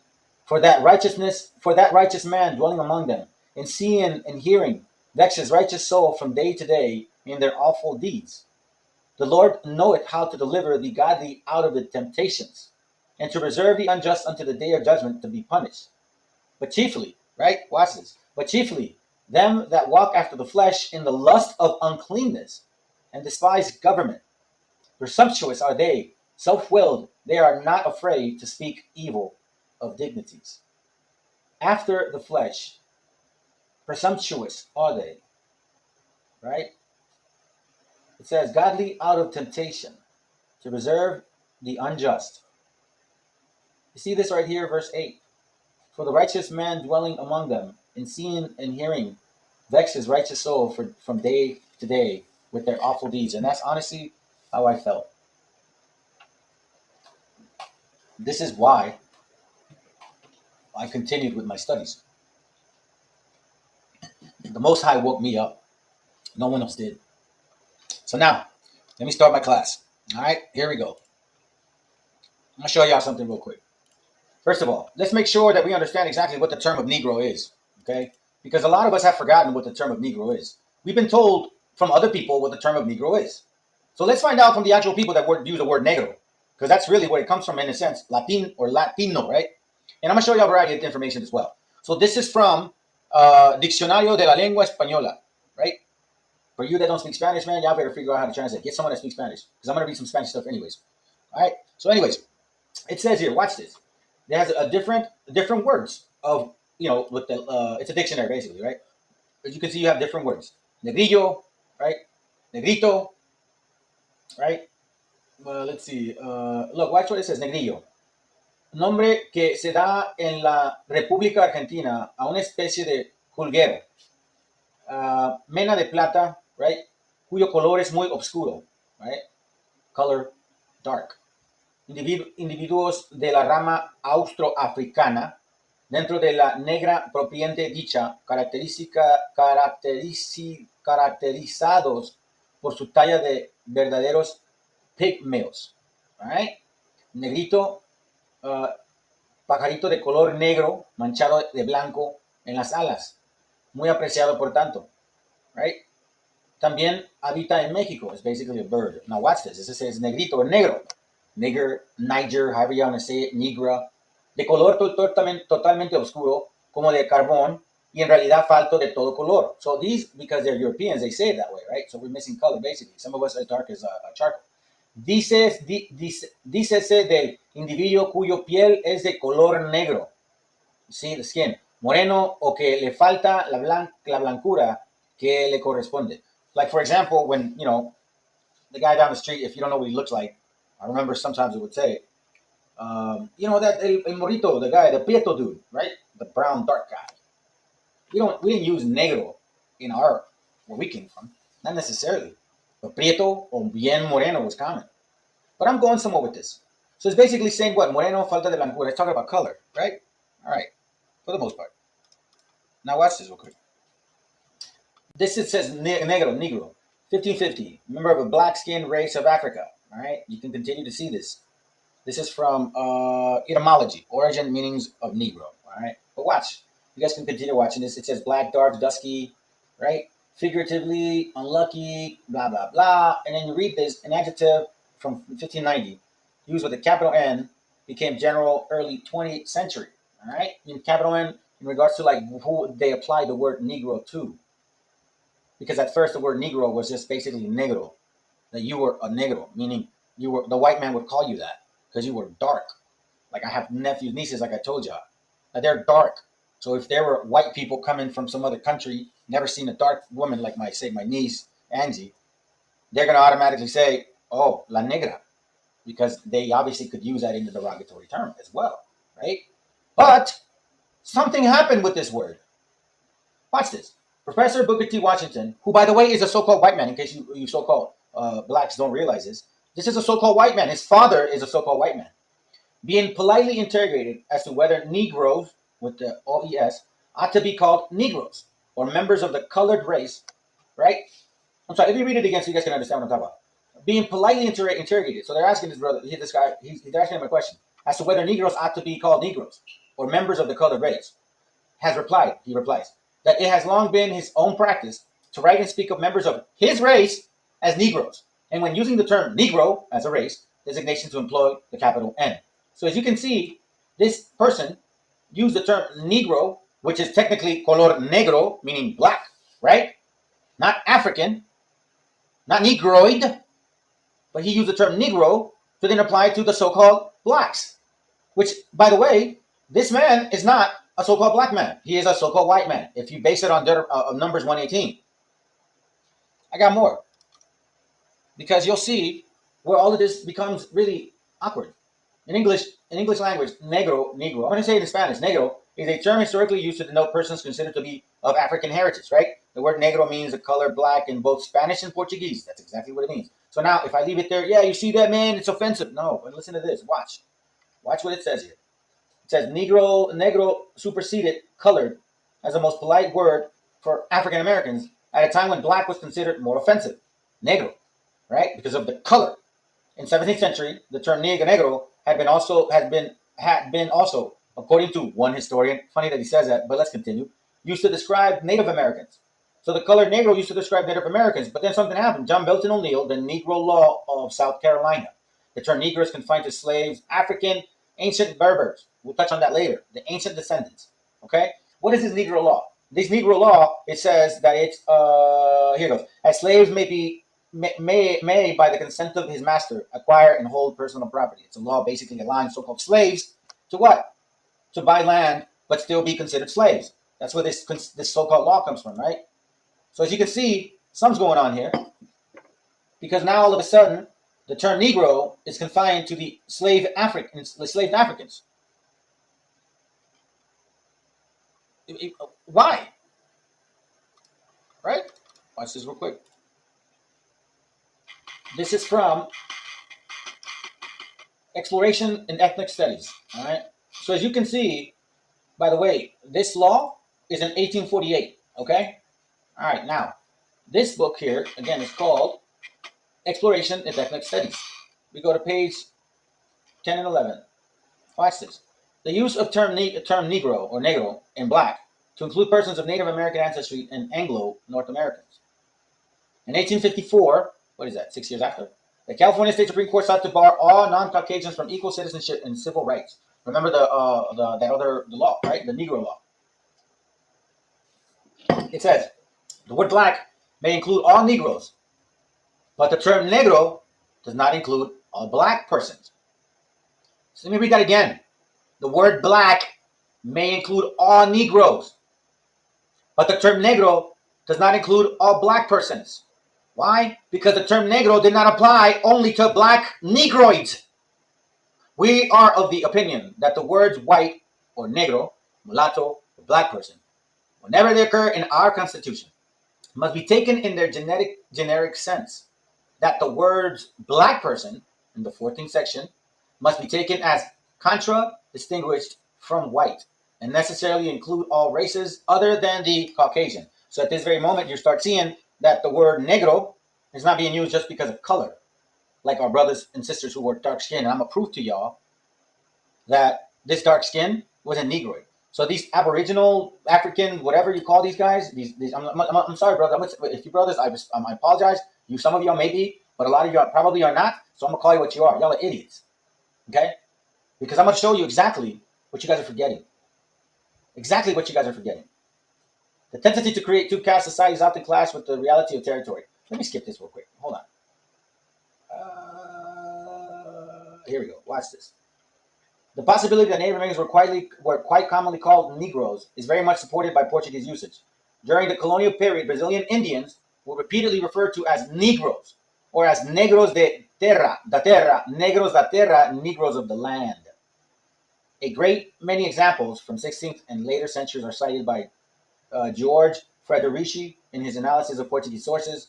Let's see, it says, perhaps by doing so, the intent was no other than to induce in them the belief that by their origins they had been destined to be slaves of, watch this, among the regrettable practices which have resulted in the disparagement of Indians. One prime abuse is the unjustifiable and scandalous practice of calling them Negroes. Perhaps by doing so, the intent was no other than to induce them to believe that their origin, they had been destined to be slaves of whites, as is generally conceded to be the case of blacks from the coast of Africa. Directors will not permit hence that anybody may refer to an Indian as a Negro. Let me read that again. The directors will not permit henceforth that anybody may refer to Indian as a Negro, nor that they themselves be use this epithet among themselves as is currently the case. So you guys can read this if you want. And you'll see right here, look, called preto or prieto.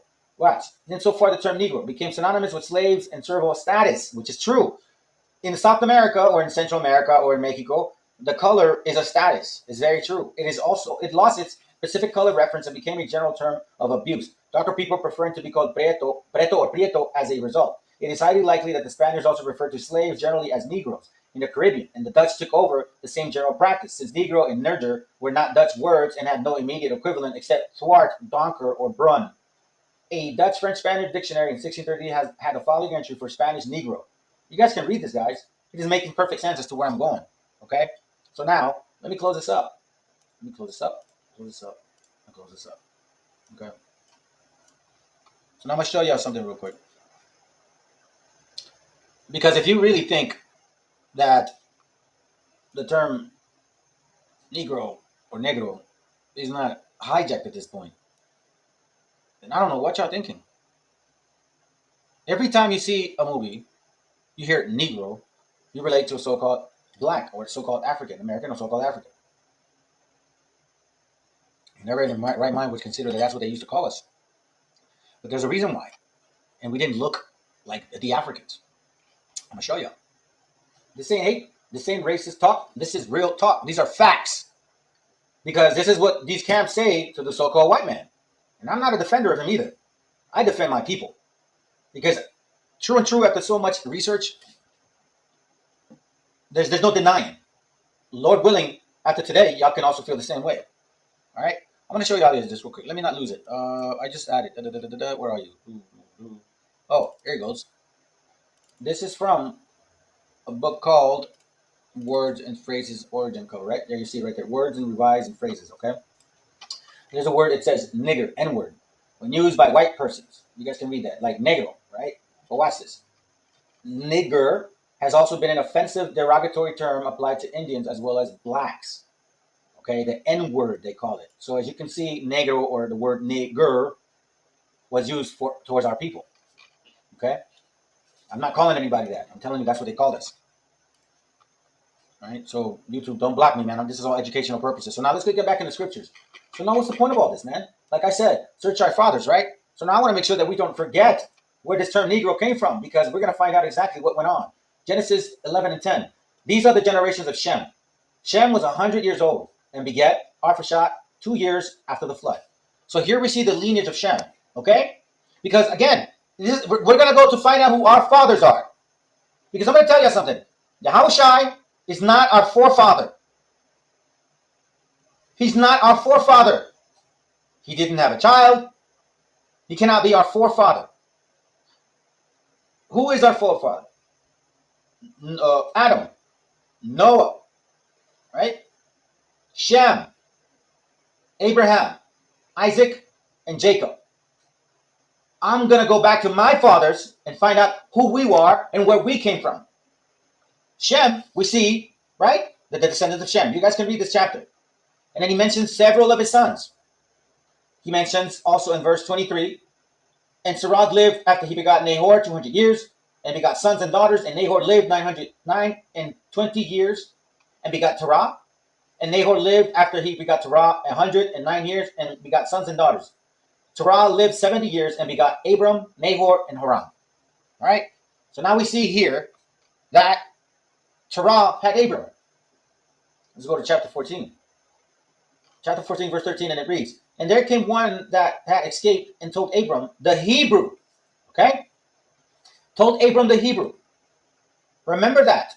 They called Abram the Hebrew. So now, my question is this. Has Abram been called yet?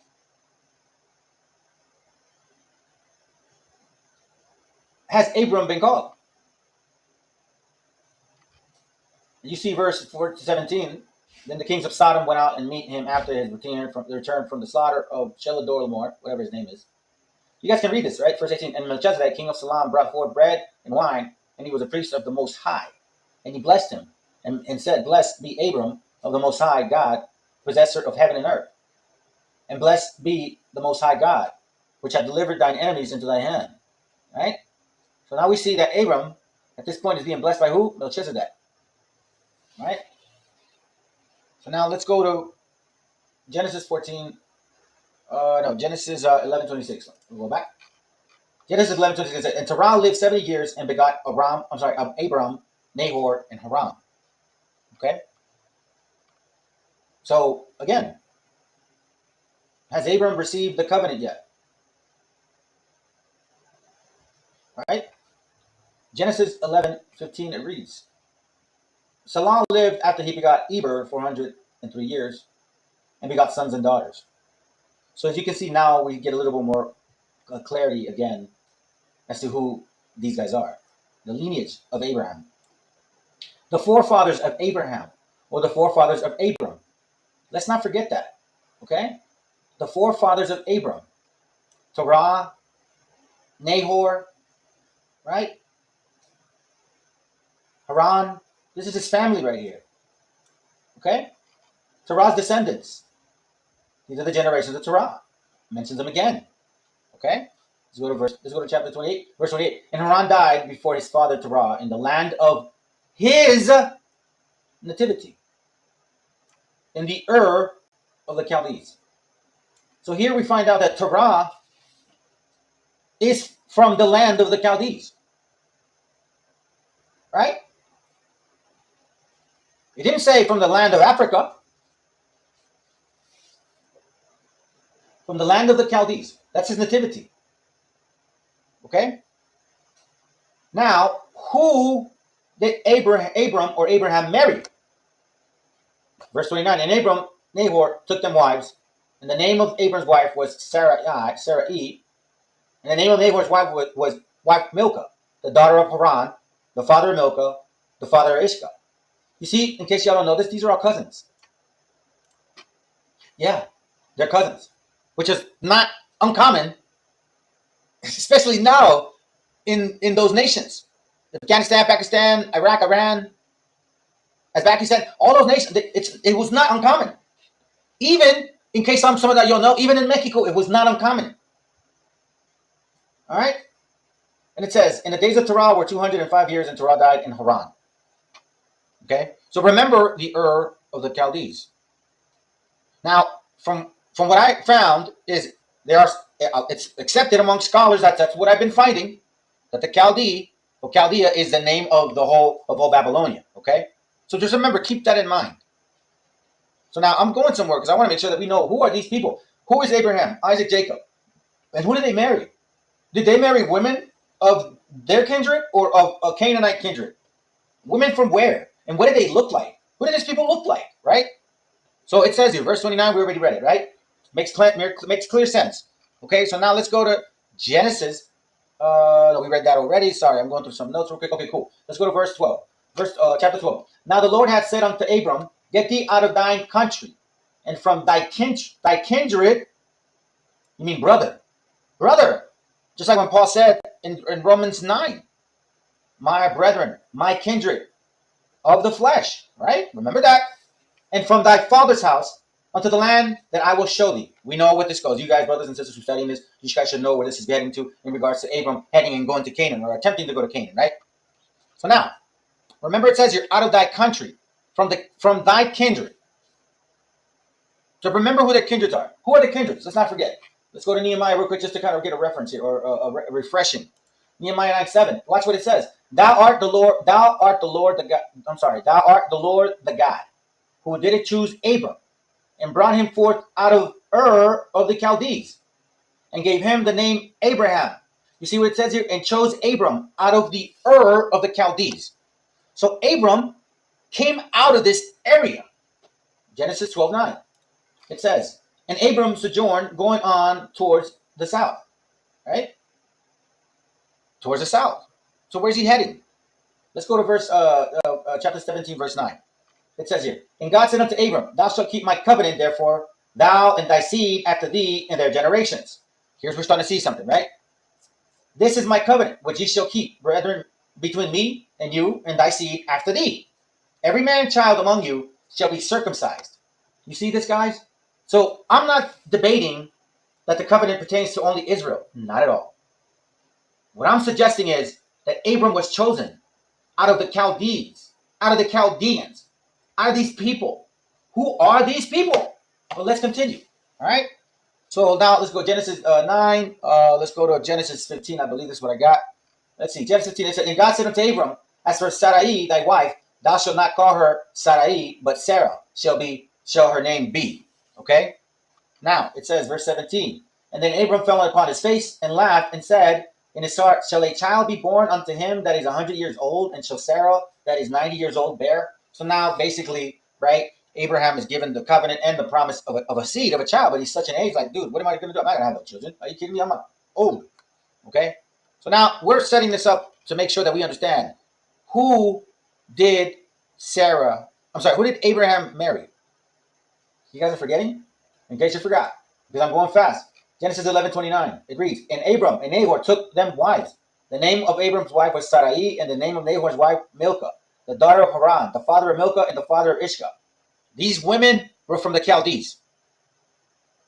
And Terah took Abram his son, and Lot the son of Haran, and his son, and Sarai his daughter-in-law, and his son and Abram's wife, and they went forth with them from Ur of the Chaldees into the land of Canaan.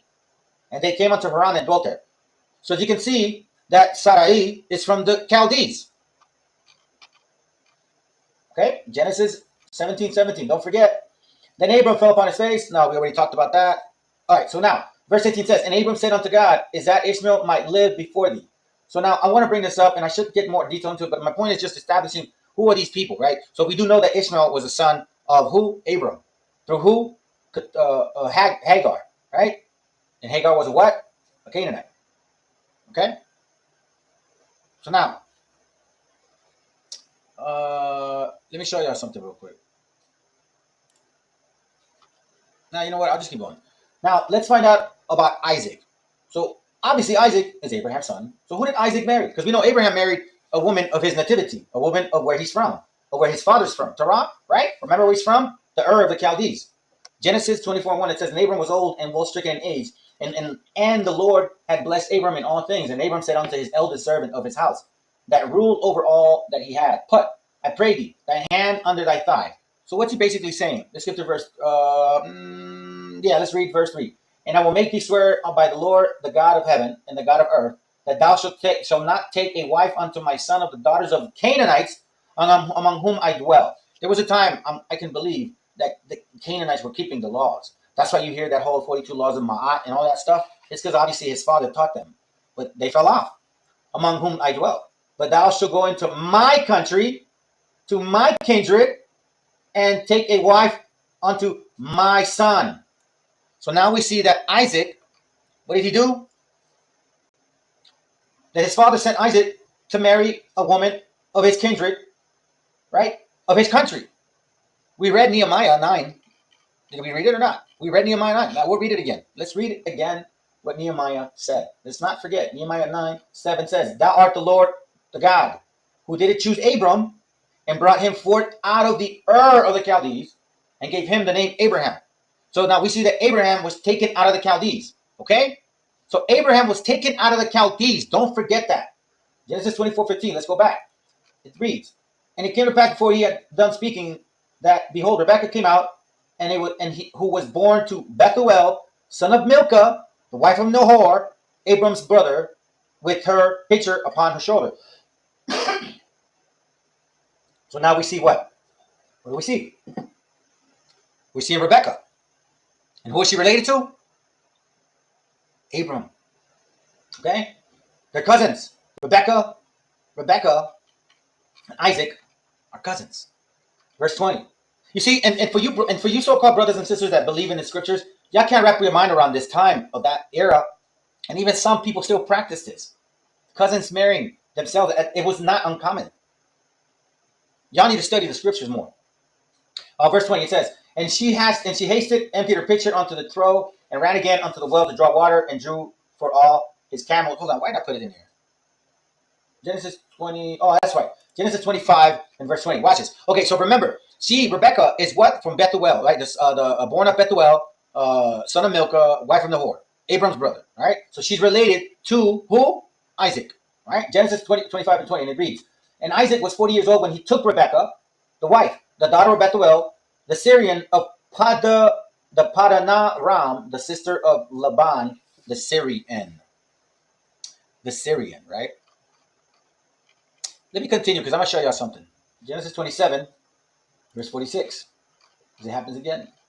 It says, Rebekah and said to Isaac, I am weary of my life because of the daughter of Heth. If Jacob take a wife of the daughters of Heth, such as these which are of the daughters of the land, what good shall my life do me? So now we see Rebekah saying she doesn't want who?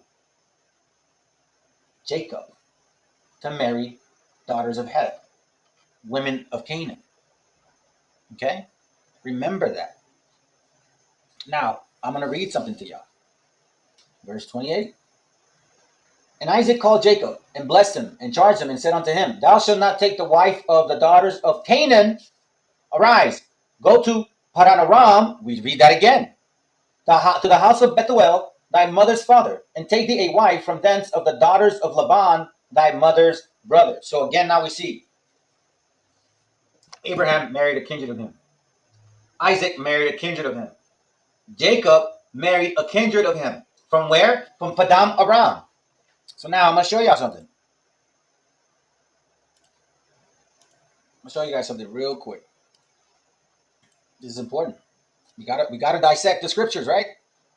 Genesis 48. Sorry. Genesis. Oh, come on, guys. Genesis 48. Genesis 48. Watch what it reads. It says, and as for me, when I came from Padan, Rachel died by me in the land of Canaan, in the way, but yet there was but little to come unto Ephraim. But the point being is here. And as for me, when I came from Padam. So what's Padam mean? So it's H6307, right? This is from the Blue Letter Bible. Padam means what? Field, region, plain, right? Land. Padam means land. Look, right? Plateau. Okay? That's what it means. So they're saying go back to this land called Padam. And then it says, what? Aram, right? So what does that word mean? Genesis 22. Genesis 22 and 20 reads this. Well, first of all, let me read it. And it came to pass after these things that I was told Abraham, which, behold, Milcah, she had also borne children unto thy... Wait, this is not it. 22:20? Oh, yeah. Verse 21. My apologies, brothers. And it says here, Huz is firstborn, and Buz is brother, and Kumiel and father of Aram. Right? Remember the name Aram, because we're going to see it again. So what does Aram mean? H758. Aram means Aramean, exalted, Syrian nation, Aramaean people, right? The fifth son of Shem, grandson of Nahor. So Padam Aram means the land of the Aramaic people. Look it up yourselves. So this right here, right, for the purpose of understanding, you see this Aram, right? Aram is right here. Watch this. You see that? It says the Chaldees, Chaldea, Aram, Syria, all of this area. All right, it's talking about people in all of this area. Okay, Padam, the place of Aram, means what? Basically, this is an area where you find the Aramaic language, or some people, which I found, they call it square script Hebrew in some areas. I don't know if they call it Ur or something like that. And again, Padam Aram is right now in where? In Iraq. Now, let's go back. Let's go back. Genesis 28.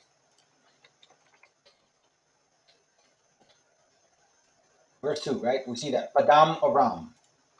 Padam Aram. See? H63. oh 07. It's a little different. But then now it says what? Padan Aram. But you separate the two words and you know what Aram means. So you got to break down these particular words in order for you to understand that. Watch this real quick. You see that? 7:87:58. It goes back to what? Aramaic people. So it's saying, well, let's continue. Let's continue to prove something real quick, okay? Now, let me go back to this over here because we don't need to use the concordance anymore. Next I need to, I'll go back to it. Genesis 29. It says, verse 5. And he said unto them, Know ye Laban, the son of Nahor? And they said, We know him. Who is this? This is Jacob, right? Verse 6. And he said unto them, Is he well? And they said, He is well. And behold, Rachel, his daughter, cometh with the sheep.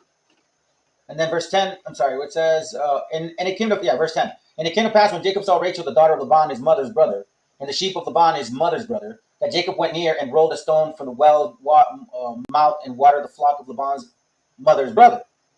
And Jacob kissed Rachel and lifted up his voice and wept. So as you can see, Rachel was a cousin of who? Jacob. Kindreds. Where? Of the Chaldees. In what region? I showed you the map. I'll show it again. So again, we see that past the Euphrates River. How do I know that? We're going to read it. Past the Euphrates River right there, right? You see the Chaldees. You see the Chaldees, right? And through the this is where Nahor left. Went all the way up to where you see Assyria, above Syria. That's where Haran is. That's where he stopped. Okay? So now, let me bring this up. Okay, Genesis 29 and verse 6. And it reads, sorry. Oh no, I'm past that. Hold on. Sorry, I just skipped back. Let me go back. We saw that. So we see Jacob now, right? We see Jacob and we see Rachel. So far we've proven that Abraham, Isaac, and Jacob. Abraham married who? Sarah. Isaac married who? Rebecca. Jacob married who? Rachel. All of the nativity, all of the Chaldees, all of the Urs of the Chaldees. Remember, he took Abram among certain people. So now let's get a little bit about who we are, right? Judith 5. Watch this real quick, because I'm going to really start making clear sense to this. Because we need to start debunking these, well, I'll say it this way. There are people out there right now that are lying to you so-called Hispanics and Native Indians, of Indian descent. I'm going to prove to y'all why we look a certain way and why we have a connection with the scriptures more than them. History is on our side. Judith 5:5, it says, Then said Achior, the captain of the sons of Ammon, Let my Lord now hear the word from the mouth of thy servant, and I will declare unto thee the truth concerning these people, meaning the Israelites.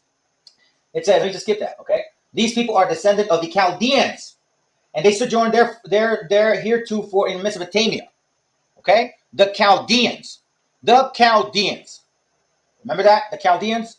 So now remember this. Joshua 24. Watch what he says. And Joshua gathered all the tribes of Israel to Shechem and called the elders of Israel for their heads and for the judges and for their officers, and they presented themselves before God. And Joshua said unto all the people, Thus saith the Lord of God of Israel, Your fathers dwelt on the other side of the flood in the old time, even Terah, the father of Abraham, and the father of Nachor, and they served other gods. So we are descendants of the Chaldeans. Abraham, Isaac, and Jacob. Sarah, Rebecca, and Rachel. They're all from the Chaldeans. They all basically what? Were from a region of people that served other gods. It's very clear. So first of all, let me just say something. Who are these people that they came from? Right? So watch this real quick. First, we need to make sure that we understand that you guys consider maps. You got to look at maps. Remember this, okay? All of this region, right? There was a time where the Assyrians and the Persians were in power. Watch this real quick. I'm going to show you guys this map right here, which gives us an idea of the region. So the Assyrians, no, I don't even translate. You guys, I guess you can. Watch this, the Assyrians, right? Right? You see that? That's control. Pretty much areas where they're in power. All right. Now, let's continue. Now let's look at the Persian Empire. So these are who the Chaldeans came from. In case y'all don't know this. This is where Nahor, because I'm gonna show y'all. Remember, hold that thought. Because not only are we showing, well, who are these Assyrians or Persians that lived in those areas, right? Because we know that. What religion were they? That's another thing. These guys believed in Zoroastrianism. It's an ancient Persian religion. May have originated as early as 4,000 years ago. Some of y'all may actually have heard of this. You guys can read this if you want. Thehistory.com, right? Let me show y'all something real quick too.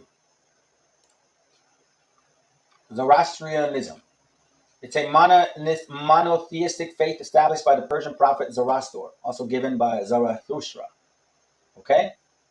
A religion also known as you can see that, ancient Persian religion, pantheons, yada, yada, yada. Okay?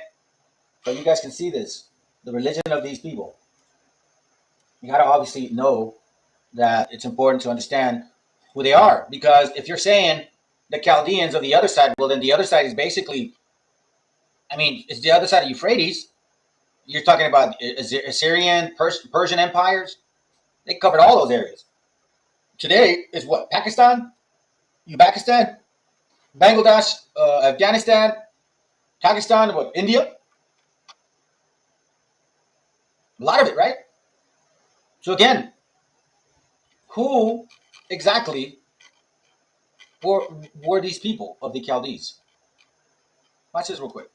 This is from a book called Anacalypsis. I'll bring it here. And this is page 85. Watch what it reads. Watch what it reads. You guys be the judges. The Persians, this is page 85. The Persians also claim Ibrahim, an example, Abraham, for their founder, as well as the Jews. Thus we see that according to all ancient history, the Persians, the Jews, and the Arabians are descendants of Abraham, which we know that. We can basically see that in the scriptures. But Abram was not merely the founder of the Persians, but various authors assert that he was the great magician at the head of the Magi. That is, he was at the head of priesthood, as our king is. Now, I know that you guys may be thinking I'm flipping out. I'm not. Remember, keep this in mind, that he came from who? From the Urs of the Chaldeans. What was he doing? They served other gods. Joshua 24, right? And then Judith 5 says, the descendants of Chaldees. Watch what it says. It says here, as our king is, and as the Persian kings always were, and as the Roman emperors found it necessary to become a later. No doubt a sound, wise policy. His descendants, Jacob, for instance, continued to occupy the same station. All right? You guys can continue to read this page if you want. But I'm showing y'all something real quick because we're going somewhere. Page 87. Watch what it reads here. Okay? Where you at? Where you at? There it goes right here. Watch this. This is a very interesting book, too. It says, second paragraph. Dr. Hyde, after allowing that the religion of the Persians was originally the same with that of Abraham, and that it fell into the Sabiism, says he thinks that it was reformed by him. He adds that the ancient accounts call it the religion of Ibrahim or Abraham, the idea of its reformation by Abraham, right? So you can continue to see this. Watch what it says. It says, and that it was really reformed and brought back to this point. Whether he were Abraham or Zoroaster or Zoroaster, as that of the Jews was, from the worship of Apis, blah, blah, blah, blah. Y'all can continue, okay? There's a lot that you can get out of this, but you got to be mindful that they are also going to put in their 2 cents into it, even the enemies. There can be no doubt that the Persians and the Syrians had their religion originally from the same source, but that the latter, in the time of Cyrus, had degenerated into idolatry, from which the former were at the time free. Remember the other page that says that Persians believed Abram was their founder? Page 94 of the same book. Watch what it reads. The religion of Abraham was that of the Persians, and whether he were a real or fictitious personage, as a matter of doubt, both the religion must have been derived from the same source. If Abraham really did live, then the evidence both Jewish and Persian shows that he was the founder of both nations. If he were allegory personage, the similarity of the religions show them to have been the same origin. Okay? Why should not his family by his wife Keturah, as historians affirm they did, have occupied Persia, and his family by Sarah conquered Canaan?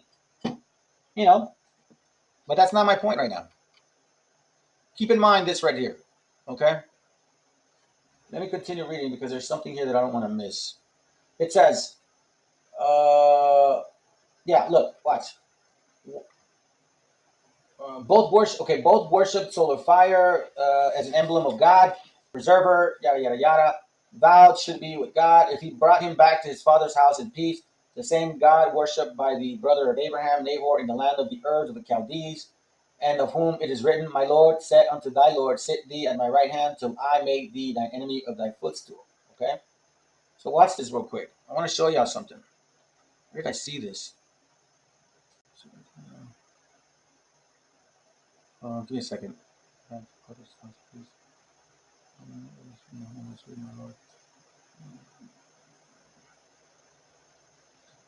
Okay, made a covenant. The same. How does God? Well, should be. Is it? Oh, what? I think it's a zip right here.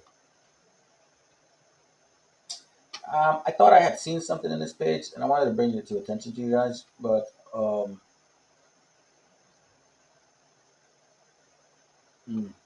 see. Maybe I'll find it later. Watch this real quick. So now we read also that they called them Maggie or something, right? Zoroastrians. This is from IslamQuest.net. You can kind of place questions on these sites, and they answer for you. I found this. This is obviously through the Spirit of the Most High. The term Magus, which is used to denote Zoroastrian in Arabic, derives from Magush or Magu, of an ancient Persian language. Okay. After entering the Arabic language, it changed to Magus. Now keep this in mind. Watch the bottom. Avesta is a book of the Zoroastrians, which literally means foundation, basis, and scripture. This book has been written in the Avestian language, which belongs to the ancient Persians and shares the same root as the Pahlavi and Sanskrit. Remember that word. In addition to the Avesta, Zoroastrians have a tafsir by the name of Sandravesta. Okay? So now we see that the Zoroastrians have somewhat of a connection with Sanskrit. And Sanskrit, you're like, Sanskrit? Okay, watch this real quick. This is from a book called, and never mind the name, you never know where you find information. Honestly. Wait a second. Let me grab it real quick. Alright, page 1. This is from Jesus and Moses Buried in America. Watch what it says. Okay? This page 1, I believe. Much before the birth of Jesus, Jerusalem was colonized and dominated by India. Wow, you hear that? The India we lost by Paramesh Shudrihi. Why do the Jews come so close to the Indians or the Hindus? This answer lies in the fact that the whole Bible land, not only Israel and Palestine, was colonized by the Indians, from Kashmir to Palestine. In the history of the Jews, the Jewish scholar, theologian Flavius Josephus wrote that the Greek philosopher Aristotle has said these Jews are derived from the Indian philosophers. They are named by Indian Kalani. Clercus of Soli wrote, the Jews descended from the philosophers of India. The philosophers are called India Kalanis, and in Syria, Jews. The name of their capital is very difficult to pronounce. It is called Jerusalem, and they spelled it with H, Jerusalem, something like that. The Magistine, who was sent to India by Silicius Nicodor about 300 years before Christ, and whose account from new inquiries are everyday inquiring additional credit, says that the Jews were an Indian tribe or sect called Kalani, and that their theology was a great resemblance to that of the Indians. That's the book that I'm reading right here. Okay? So now, I'm going to show you guys something real quick. Avesta is a collection of sacred, authorized, and in language which is very close to the Vedic Sanskrit. Don't forget that word. Don't forget that. I forgot to show y'all, so that's why I'm sharing it to you right now. Okay? So now, if you guys remember what we just read, is basically saying what? That the ancient, or that the bloodline of Abraham is a possible descendant of who? Of Indians, the Kalanis. Remember? Well, let me show you this and then we'll go back to it. Watch this. The same book. Page 400. It says, the Magistrates who were sent to India by, we read that already, right? Let me skip this. He says that they were an Indian tribe or sect called Kalani, and that their theology was a great resemblance to that of the Indians. The discovery of their passage after this, hold on, let me take this out, this bothers me.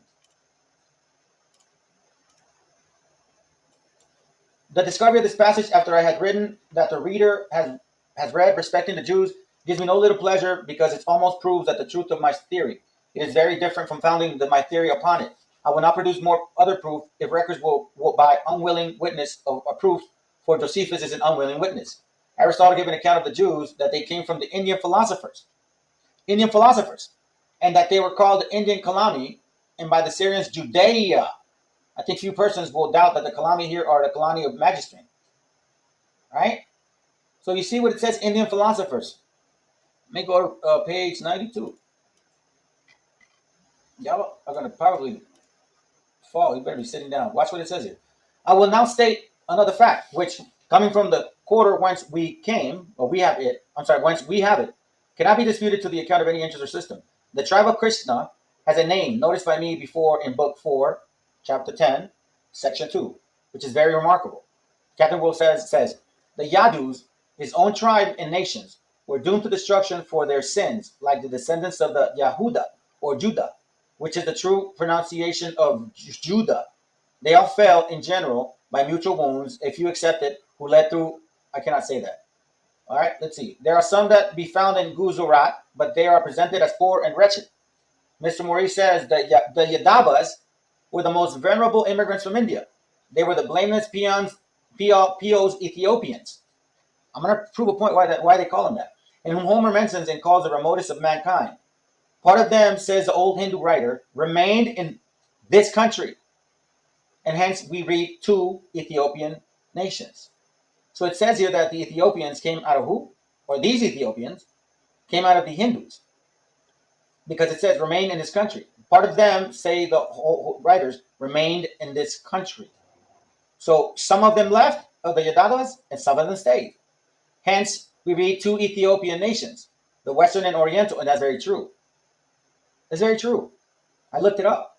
It says, and some of them live as far as east, and they are the Yadavas who stayed in India, while others reside as far as the west, who stayed in India.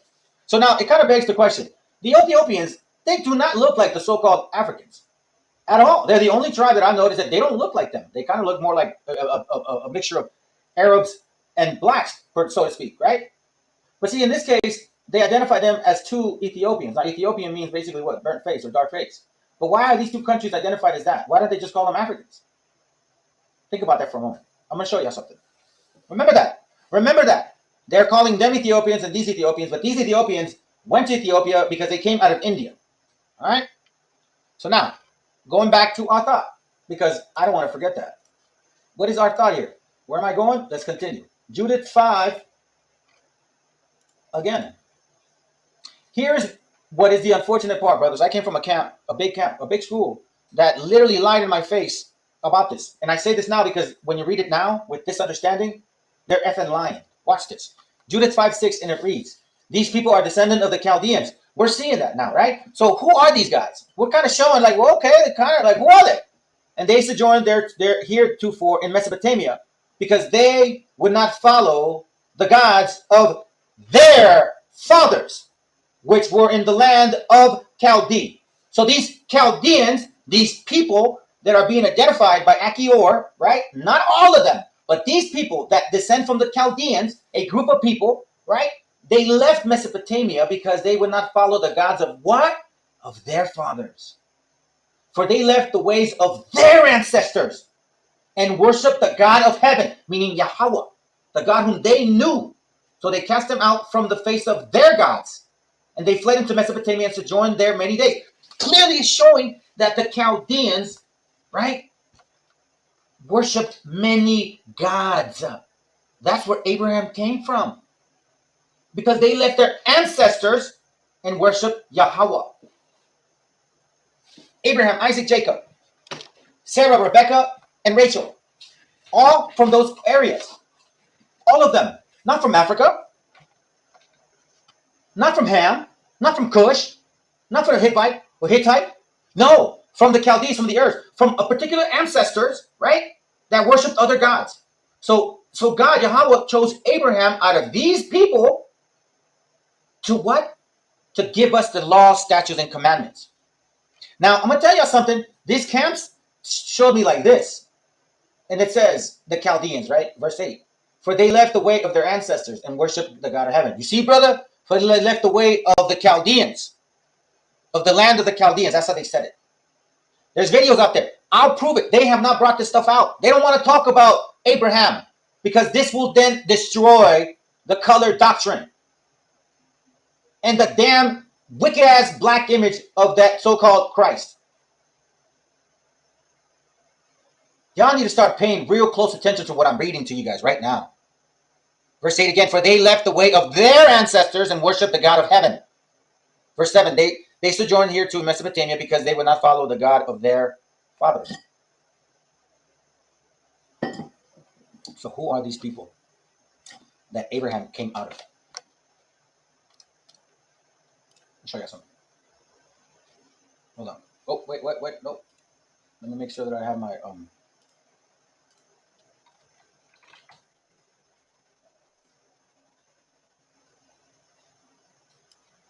right, here it goes. Watch this real quick. Let me put my headset on. We're proving a point here, brothers. We're proving a point here, brothers and sisters, and by the end of the class, y'all are going to see exactly what this all means.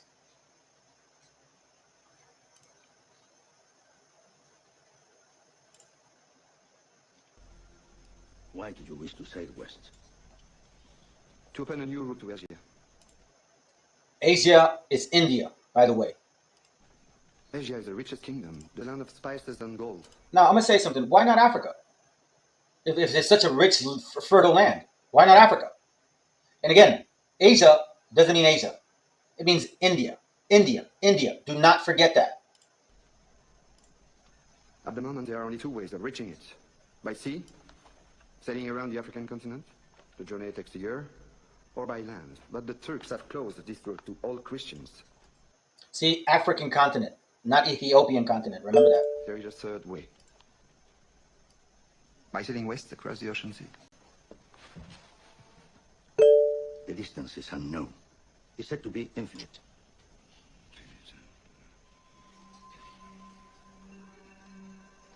Superstition. I believe the Indies are no more than 750 leagues west of the Canary Islands. Can't you be so certain? The calculations of Toscanelli, Maradotti, Esdras. Esdras, is that you? So what's worse? 2 minutes, and already you're a dead man. For telling the truth? Yes. We are burning people for less. The men you're about to confront have no emotion. So remember that video. Very famous, right? It's very famous. So let's take it for face value. Let's just say now that when Christopher Columbus came, the damn heathen, right? Today we celebrate whatever. This is from, I don't know, some website. It says, in 1482, Christopher Columbus landing in the Bahamas changed the world forever. It helped establish the route between North America and Europe.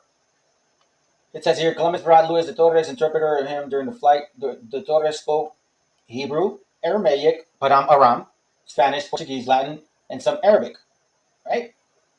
Because he expected to encounter Asians. So if it's really like the Moabites, right? Why would he need to speak Hebrew, Aramaic, Spanish, Portuguese, French, Latin, or Arabic? Wouldn't it be like Cantonese or what's the other one? Mandarin, right? Remember that. Now, also this. So look, what I'm trying to point out here, guys, is kind of obvious. But if you ain't getting it, then I don't know. But eventually you're going to get it. Why are Native Americans called Indians? The term Indians, as applied to Native Americans or the indigenous people of America, is thought to have originated in the misconception on the part of Europeans who arrived in Central America in 1492. Since Christopher Columbus began his journey to the America with the intent of finding an alternative route to South Asia, India, he is said to have assumed that the people he came in contact with upon reaching the land were Indians. Why? Why do you think? Because we resemble the people of India. You don't believe it? Take a look. This is a sister of ours, Joven India Gayon de El Cerrito. So you see these Aboriginal Africans that they so-called black people were here originally, and they use pictures like these to say that this is the proof. Well, who looks like this? What nation of people also look like this? The people of India.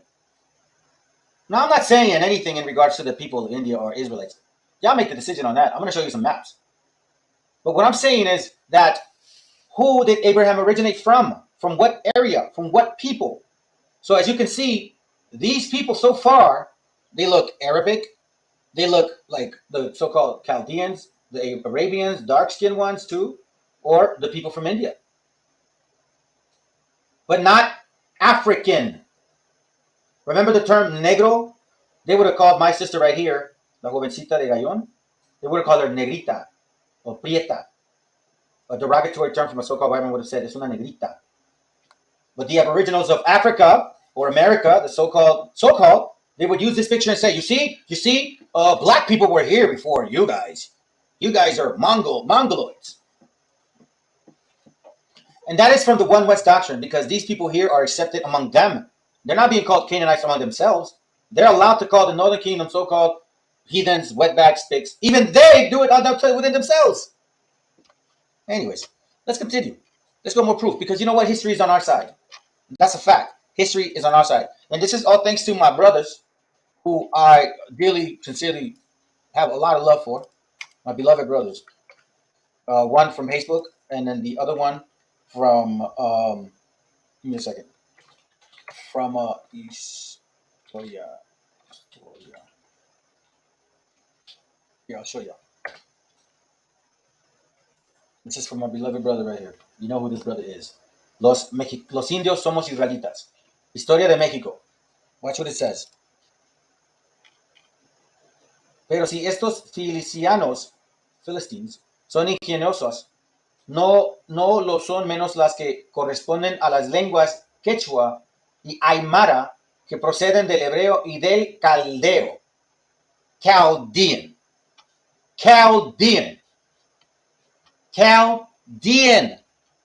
Remember that.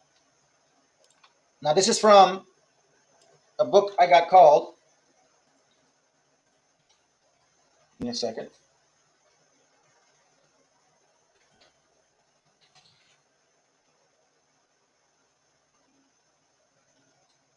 Oh, here it goes. Page. What page am I looking for? Page 26. Watch this real quick. This is from India Once Ruled America. Watch what it says. No, I'm not going to show that one just yet. I got another one to. Let me do this one. I'm trying to establish something. I don't want to give you guys too much and all of a sudden confuse you. Let me see if I can get it. Hold on. No, that's not it. Nope.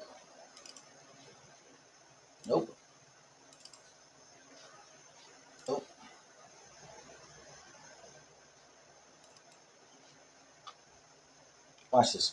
Remember the word Sanskrit, right? Remember the word Sanskrit. And remember the picture of this sister right here. Don't ever forget this, brothers. Don't ever forget this anymore.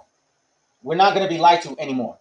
It says here, at present, we are studying the native tongue and find that at least as far as Nahuatl, Zapoteca, and Maya languages are concerned, they are of Indo-European, Sanskrit origin. The affirmation studies are by Dr. Magana Peon, the Professor Humberto J. both member of the Geographical Society of Mexico.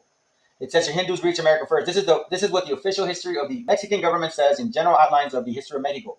What is called the discovery of America is a meeting of two great current of races of people who, after a separation extending over many centuries, were again joined after going right around the earth. This is scripture right here. And those who first arrived on the continent, later to be known as America, were groups of men driven by that mighty current that set out from India towards the east.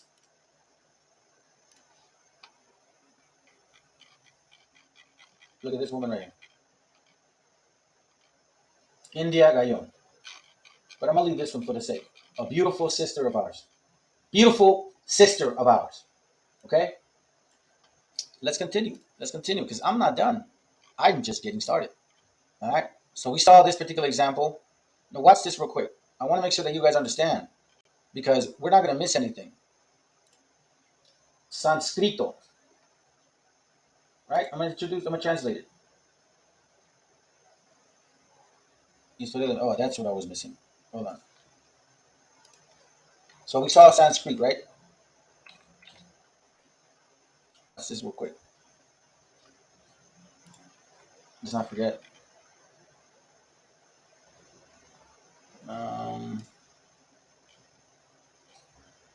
So it's Chaldean. Oh, that's what I'm going to do. All right, so we see down here. Sanskrit, right? All right, cool. Sorry, I lost my train of thought. Sanskrit is Sanskrito, right? Lengua clásica de India. It's a classic Indian tongue. Sanskrit, Sanskrit, Sanskrit. And we just read that right now. That what? That the Nahuatl, all those languages are what? They have a Sanskrit, Indo-European. Watch this real quick. Hindu origin of languages. The same author writes at the. Oh, this is from once. No. This is from Hindu America. It says the same author writes. At the present, we are studying the native tongue and find that at least as far as the Nahuatl, Maya language are concerned of Hindu, Sanskrit. You see that? Sanskrit. Again, Sanskrit. Watch this one here.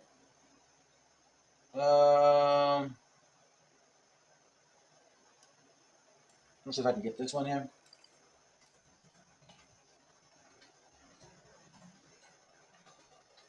Wow, looks like come up. Indian.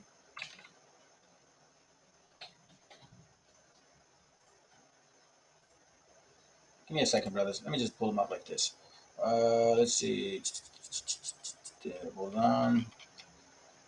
This. Okay, Indian.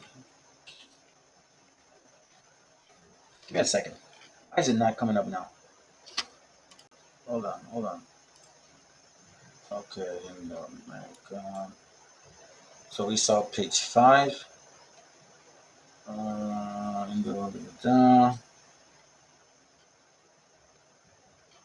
Give me a second here, brothers. And Indians ones. Okay, cool.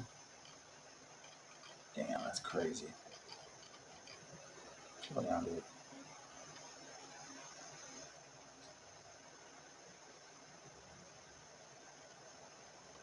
Give me a second, okay? I'm looking for this. Here it goes. I think I found it. All right, so we got page boom.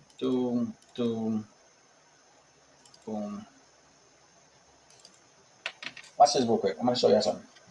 This is why it's important to know exactly what we are and what we are about. This is from Indians Once Ruled America, okay? So now we see here a few things, okay? But one of the things I want to show y'all is this here too. Do you see these names? Pujas, Manu, Pisac, Puno, and Ayucachu regions. In Sanskrit, you see what they mean? These words are Sanskrit words, which are found in where? In Peru and Chile. These are cities. I found them. Look them up yourselves. Look at that. Mochicas, Ayapa, Ayac. I mean, listen, there's a lot of history here being involved. I'm just showing y'all something real quick, okay? Because I got some more information and I don't want to be taking too long here. So now I got this right here. Now I'm going to show y'all this page too. Right? You see Mexica, India and Greece, that derives, Mexico derives in its name from Mexica. Mexica. These are Sanskrit words. Okay? Keep that in mind. Let's see, where are you? Hold on. 26. Indians. India. Okay, so I'm going to do it like this. India. We got page 124. We read that. Oh, yeah, we read that already. That's not a problem. Okay, and then now this one. Watch this real quick. Hindu, right? So I'm going to show you this from the same book that we looked at. Where are you? Give me a second. Why is it doing that now? Why is it doing that now? So I'm looking for, where are you? Boom. Okay. No, don't do that. Give me a second. I'm looking for a book right now, guys. Give me a quick second.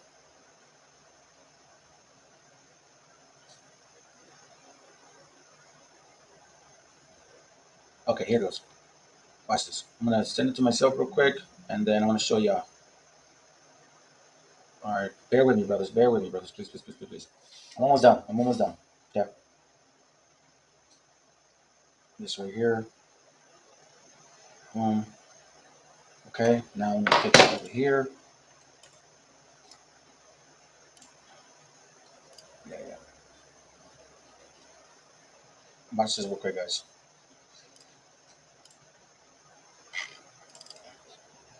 This is from a book called Hindu America. The Mayas and Nahuas of Yucatan and Mexico were immigrants of the Maga and Nahusha tribes, who pertained to the race of the navigators known by the Greeks as Phoenicians, right? And who continued in their new land, America, to worship of the rain god, to whom, as their fathers in Central Asia, they dedicated the signs of the cross. Asia, remember, India. And by the way, don't fall for this, the Phoenician concept, that this Canaanite crap. Don't. Let's continue. Let's continue. Let's continue. We're going to show more. All right. So now, let me show y'all something real quick. Let's see. Ancient. Because I'm going to show you this map, and then I'm going to show y'all this one here. You see, before, when I first saw this map, I couldn't see. It was very blurry. But all praises to the Most High that it's not blurry because of the one I found. I found the book, okay? But now, when I first saw this and they first showed it to me, they were saying that all of these areas here are African, so-called tribes that are Jews, so-called black people that are Jews. Okay, that's what they said. But they forgot to leave this out. White Libyan dynasty, founded among the Negro about 620 AD of Yemen. The Yems are just Yemenites, Jewish influence. Right? They didn't tell me that. Jewish kingdom of Granada, white Libyans, Berbers. The kingdom occupied the great lowlands connecting the coastal caravans of the upper Niger. Jews were, right? You can see that. Jewish king, Jewish trade, Jewish, Hebrewisms of West Africa. You know what? That book that they used, like, oh, you see it proved, but that actual book destroys them if you really read it. Don't read it in parts. Look what it says here. Mile by north from the much later Timbuktu, 70 miles northwest. You know where Timbuktu is? Right here, right? But look at this. A white Libyan dynasty is right there. Now, one thing I noticed is you don't see any synagogues here. But you see this a lot. Philistines. Well, guess what? When you can't see this and blurry and you're in class and you believe them, watch what it says. Present population driven from, I don't know where, Saddam or something, by Muslim, blah, blah, blah, blah. Parthians to Alexandria, though Berbers, intermediators, old Phoenicians, Minians, right? Watch it. Dominion Philistines. The compilers of Genesis 10:14 knew that the Philistines and other Cretans were in oasis strongholds, equator or controlled by Egypt. Cashlum, out of which came Philistine, and Caphron. It is not possible in so a small map, this one, right, to show all the surviving Philistine communities, Canaanite communities. So now check this out. Okay, fine. You want to say that this is who they are? Okay, these are Israelites? Fine. Okay, but why don't you show us this? Why hide that? Why hide this in the same map? In the same map that y'all go use it. You guys hide this. You don't show this. And then why not tell us about this here? Ancient trade routes from the city of Medes. You can see that there are several people in India, Arabia, right? After the Euphrates River, in the Chaldeans. You see them, several synagogues. Jewish, right here. There's one. Jewish, right? Okay. But watch this. Beni Israel. Black Jews. I'm not running away from this at all. Black Jews, but it's not black Afro-kin Jews. It's color of people, dark skin. And guess what? Look, it says here, Phoenicians too. Now, what's the interesting part? There's synagogues all the way up in Asia. Synagogues. Mongol Jews. Genghis Khan had Jewish Mongol troops. You can see this. Look. Damascus. This is the Euphrates. Why hide this from us? If you guys are about the truth. That's one thing that I don't understand. Why hide it? See. Watch this real quick. I'm going to show y'all something.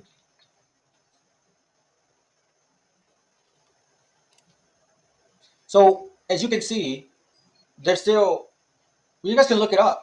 There's still synagogues in those areas. Okay? Let me go back to this book here. I think, what is it saying? Oh, watch this, guys. When the Spaniards arrived in Yucatan, they found an immense number of gods being worshipped. Essentially, the great god was rain god Chak. With him marched Indra, maize god. Watch this. Hinduism and Brahmanism, but from Buddhism as well. These are cultures that came from the Brahmins, meaning who? The Chaldeans. The people of who? Abraham. I'll show you another one.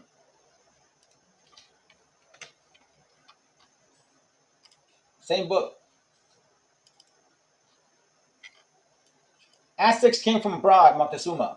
The Aztecs, emperor of Mexico, informed Cortez the invaders that his ancestors had been conducted to Mexico by a ruler whose vessel they were, and who's been having established them as a colony, returned to his native land in the east, the land of the sun. This refutes the Americanist theory that Aztec culture was in American origin. All right. Now I'm going to show y'all something real quick. I'm going to show you guys something.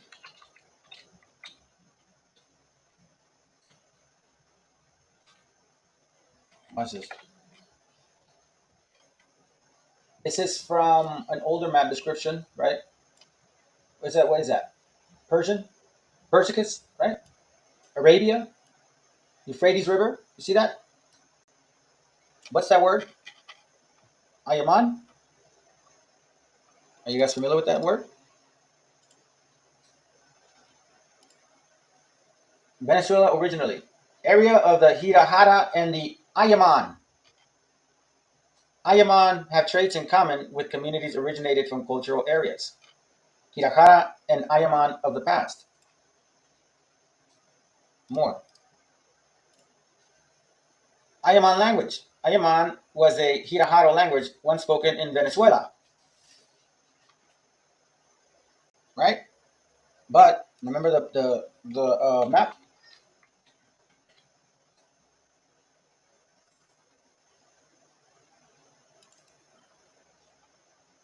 Let me open it. Ayaman, right? And you see the arrow here? Ayaman was Aram in that area. Okay? Now, let's continue. Watch this real quick. Ayaman language. Right? This is where I found that sister of ours. This sister right here. That's not all. Watch this. Abraham, Phoenicians, right? It says here, the Spaniards called, well, I'll be different. Most people think of the Phoenicians as a tribe of sailors, traders that inhabited what is now Lebanon. However, the Panica, or Pani, as the Hindus call them, or Puni by the Romans, were like gypsies scattered all over the globe.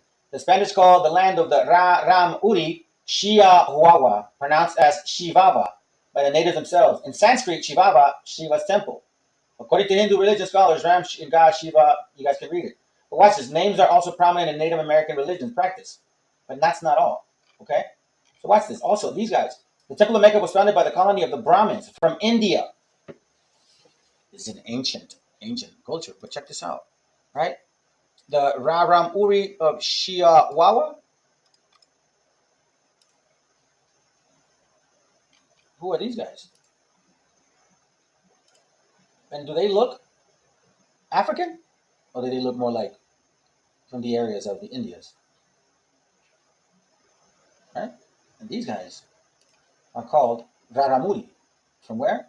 The Raramuri of Tarahuama, a group of indigenous people of the Americas living in the state of where? Chihuahua.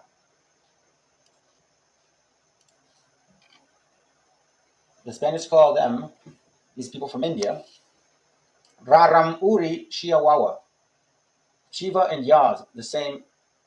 Once we read the Bible, the name is prominent in Native Americans. Watch this real quick. Phoenicians, right?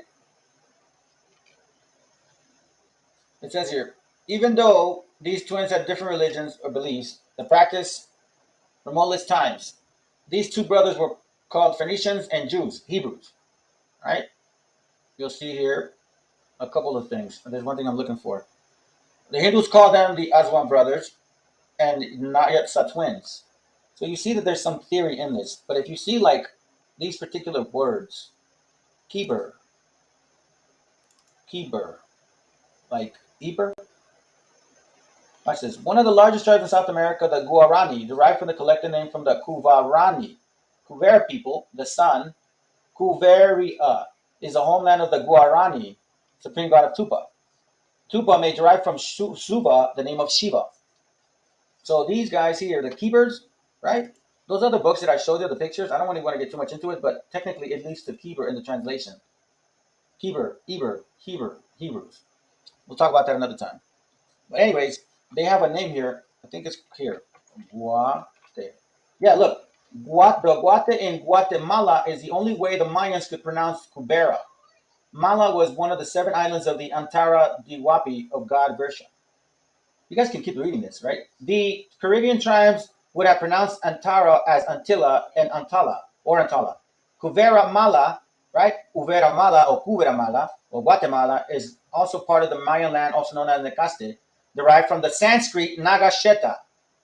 Now I need to keep reading. This name Kabiri, for all practical purposes, the whole world, has crept into the English language as cyber.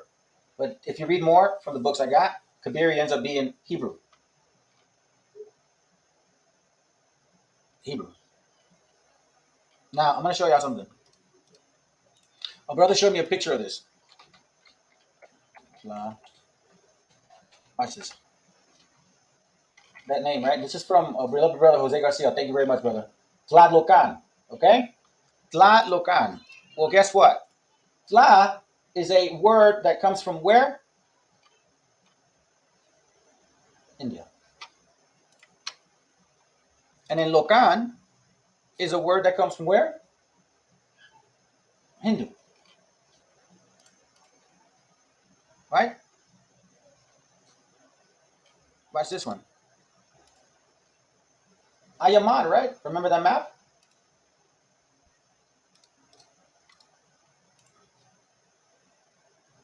Ayaman. Ayaman means something in Hinduism. Watch this. The Aymara or the Aymara people are indigenous of the Andes, South America. I'm almost done. The Guarani, right? Same here. Watch this. You have now the Yaksha, third largest Maya ceremonial city in Guatemala, right? The name Shaksha is uncanny. In Sanskrit, the word Jaksha means demigod. And you see this. Mayan studies, one of the largest tribes of South America, the Guarani, derived from the collective name of Kuvarani, that is Kubera's people. And the ancient Maya, Shaksha was built on the shores of Lake Shasha. Yaksha in the image of Thailand. Yaksha in the what? In Guatemala. In India,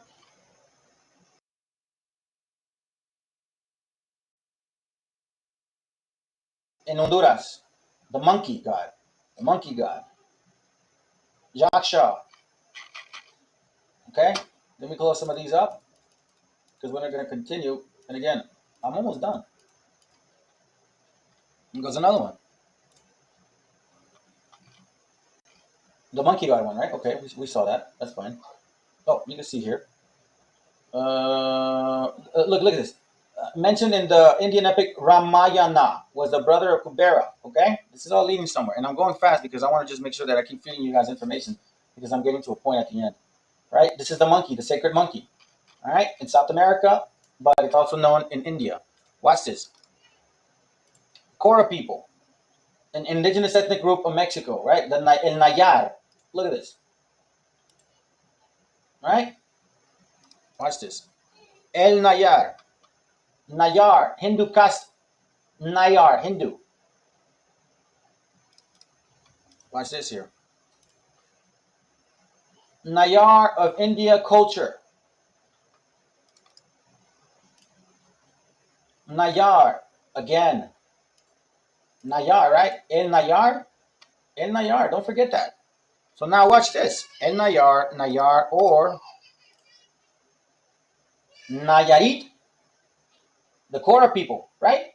The Cora people are from Nayar, right? Okay, watch this. Nayhati. Nayhati means something in Buddhism. Nayarit, El Nayar, Nayar, Nayarit, Nayhati. You can't make this stuff up. Watch this here. Maya Sura. Hindu scripture Maya. Sanskrit. The word Maya is a Sanskrit word.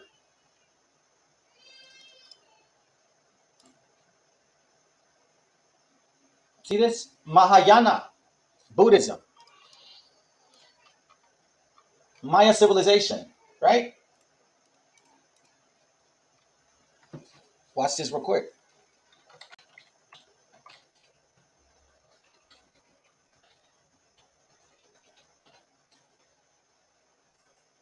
This is from the mysteries of the Mexican pyramids, right? Remember that? You guys are familiar with this, right? Right? You ask people over there, and you ask them like, "Do you know where this comes from?" And they'll tell you they don't. You can actually do research, right? It's a very big tradition in Mexico. People hang from there, acting like they're flying, right? Watch this. Oh, what's this? What's this? What are those guys? Now I'll tell you. I'm gonna tell you right now. The BOI camp's gonna say, "Yo, you see these so-called Africans." Oh yeah, you think so? Okay.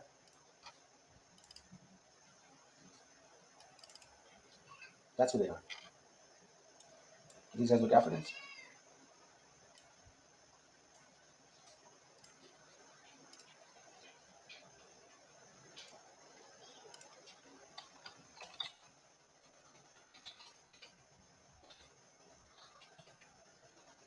Give me a second.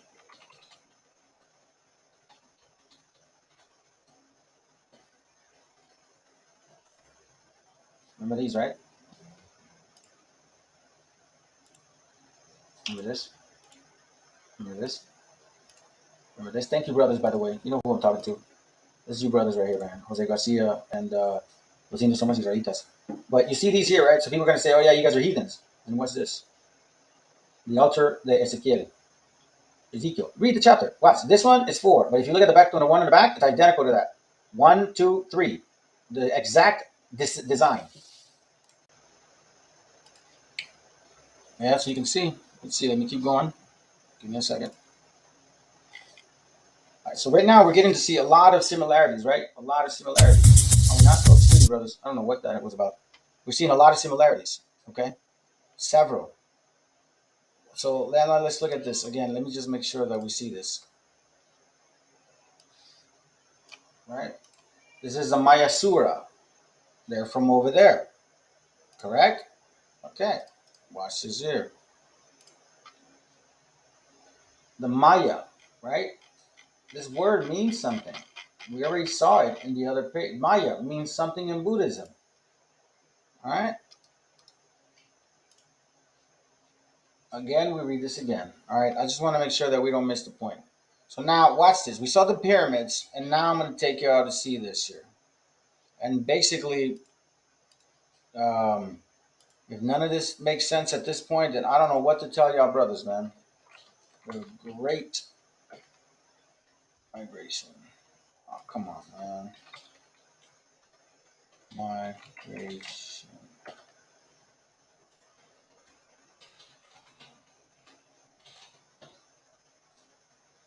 All right, hold on a second, guys.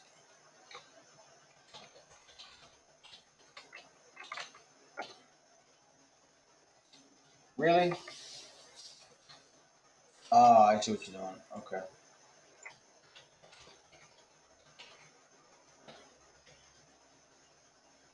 This is from a book called The Great Migration, page 125 and 126. Watch what it reads, okay? It says here, my point is here. These peninsulas has from time immemorable been called by the name, watch this, of Japtan or Japitan with the J sounded as Y and is now generally known as Yucatan. Yucatan. Remember this here?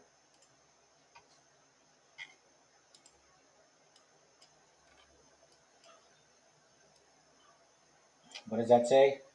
Jokton. Joktan. Joktan. So now, brothers, think about this.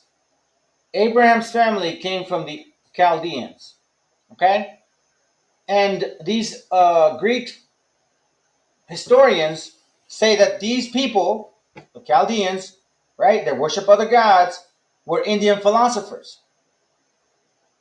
So now we see also that Abraham, Isaac, and Jacob married into their kind, their people, their ancestors, not Africans. And if you look at the people today, I know you're probably going to say a bunch of stuff like, oh, they mixed with Esau, whatever.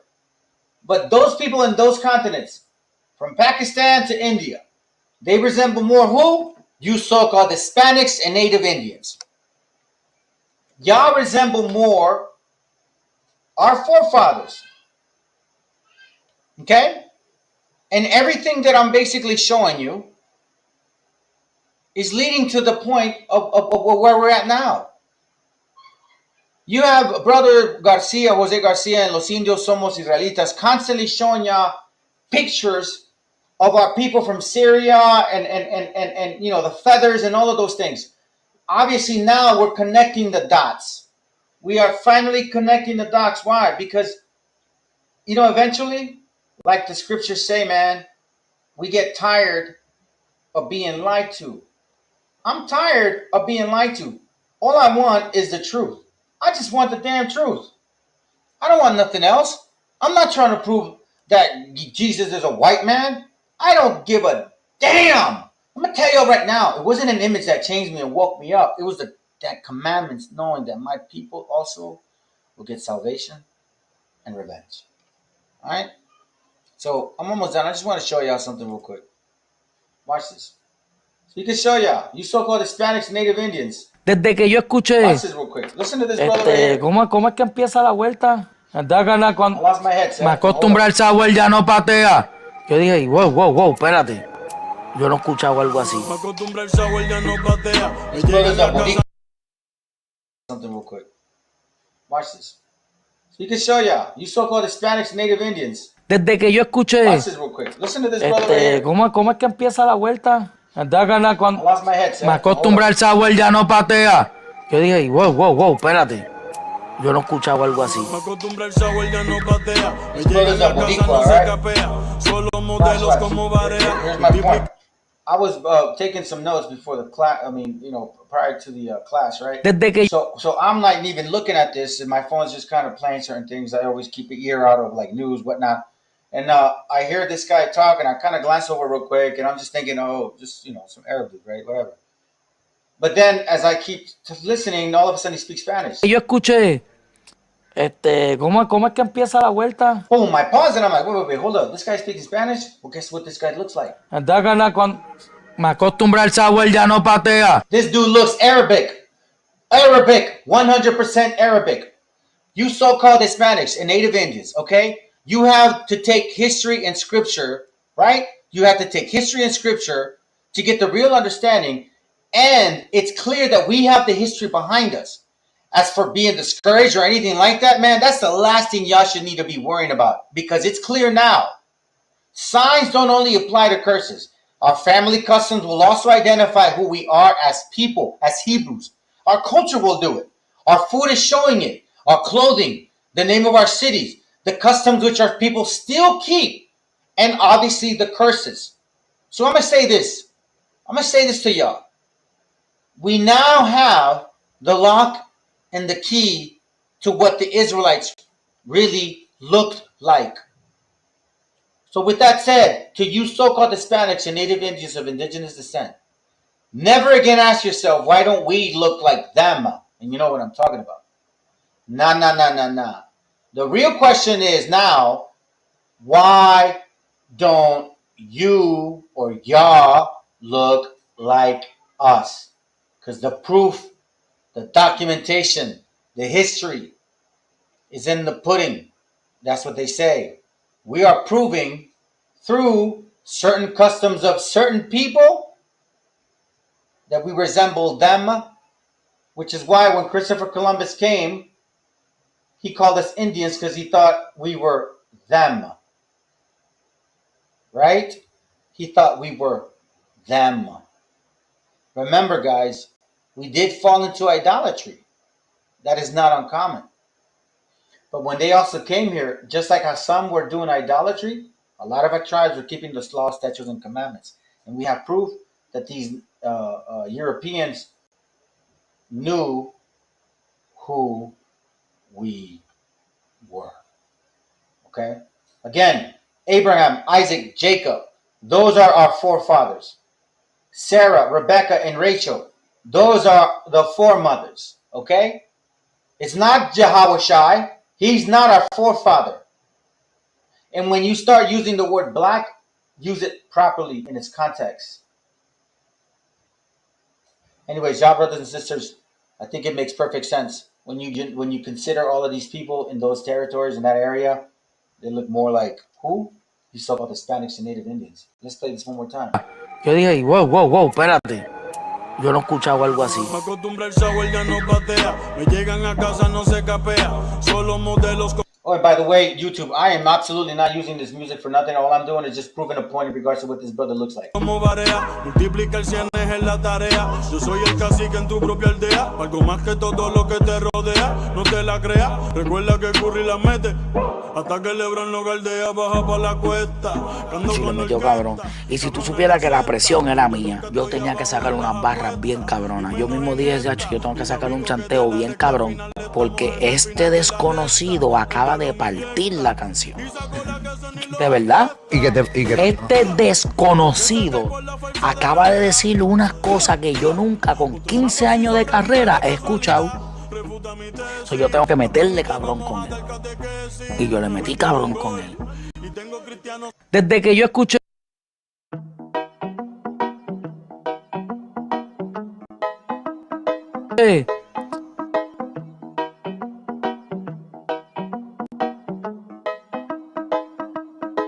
Quiero pensar, pero no puedo, no. El ruido en la ciudad está consumiendo, wow. Quieren pensar, sin ni siquiera estar al mando. Tanta publicidad subliminal te está matando. Les cuesta decidir por sí mismos cuál es su mando. Publican sonrisas con el corazón llorando. Quieren brillar, pero sin tener que valerse de tener sus ideas propias. Los veo a todos igual, solo son la réplica de la imitación de una triste copia. Obedece, la vida es un suspiro y envejeces. Te dejas distraer por estupideces y pierdes el eje.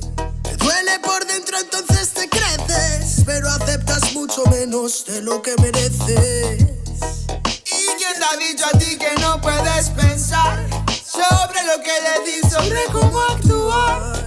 Lucha por ser feliz sin a nadie dañar, y solo así podrás brillar. ¿Y quién te ha dicho a ti que no puedes pensar sobre lo que decís, sobre cómo actuar? Lucha por ser feliz sin a nadie dañar, y solo así podrás brillar. Conserva tu juicio y tu intuición, más activos que el que lucha por lo suyo y no se rinde. Yo ya sé bien cuál es mi misión, y es contarte que el mal por su propio pie pronto se extingue. No caigas bajo su control, pues por la televisión es normal que mal lo pinten. Tú mantente firme en conexión con la fuente de creación, vivirá siempre de fin de. Dios abre los ojos, dime lo que ves. A tus propios hijos matándose por billetes.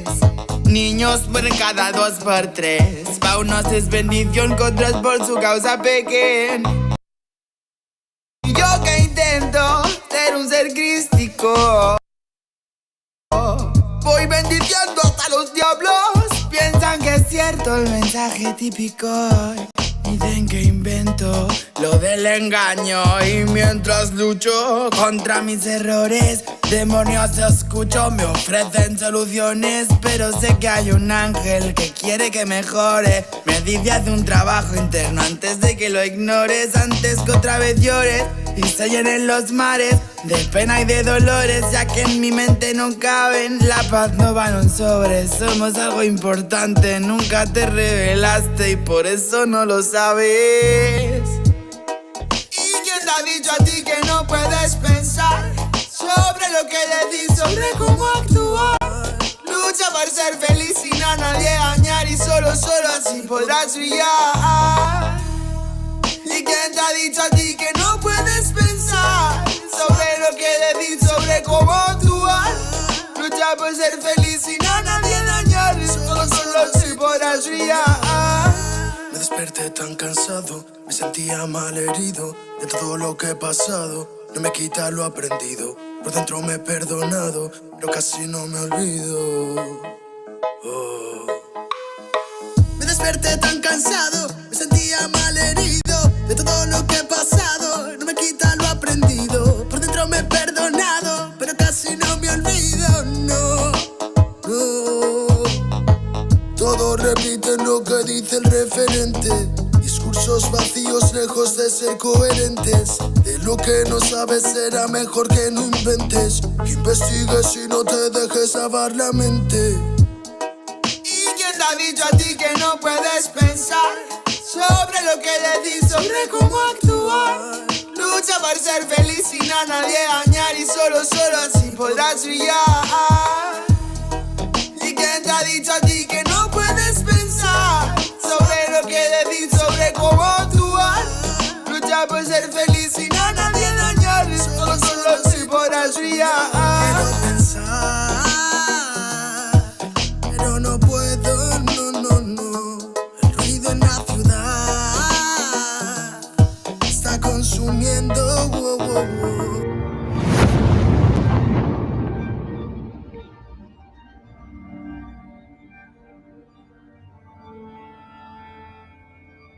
Ical, hijo, abre los ojos.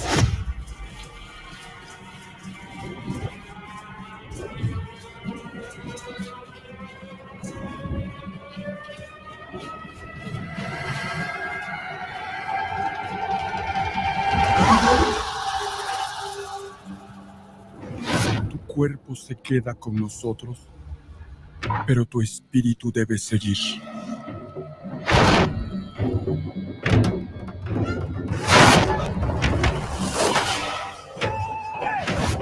Busca la luz.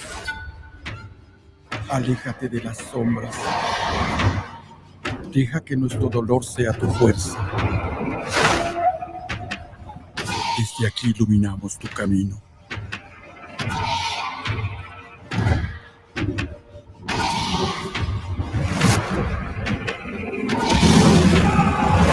Lucha como nosotros ante esta pena tan grande. Yo soy tú. Tú eres yo.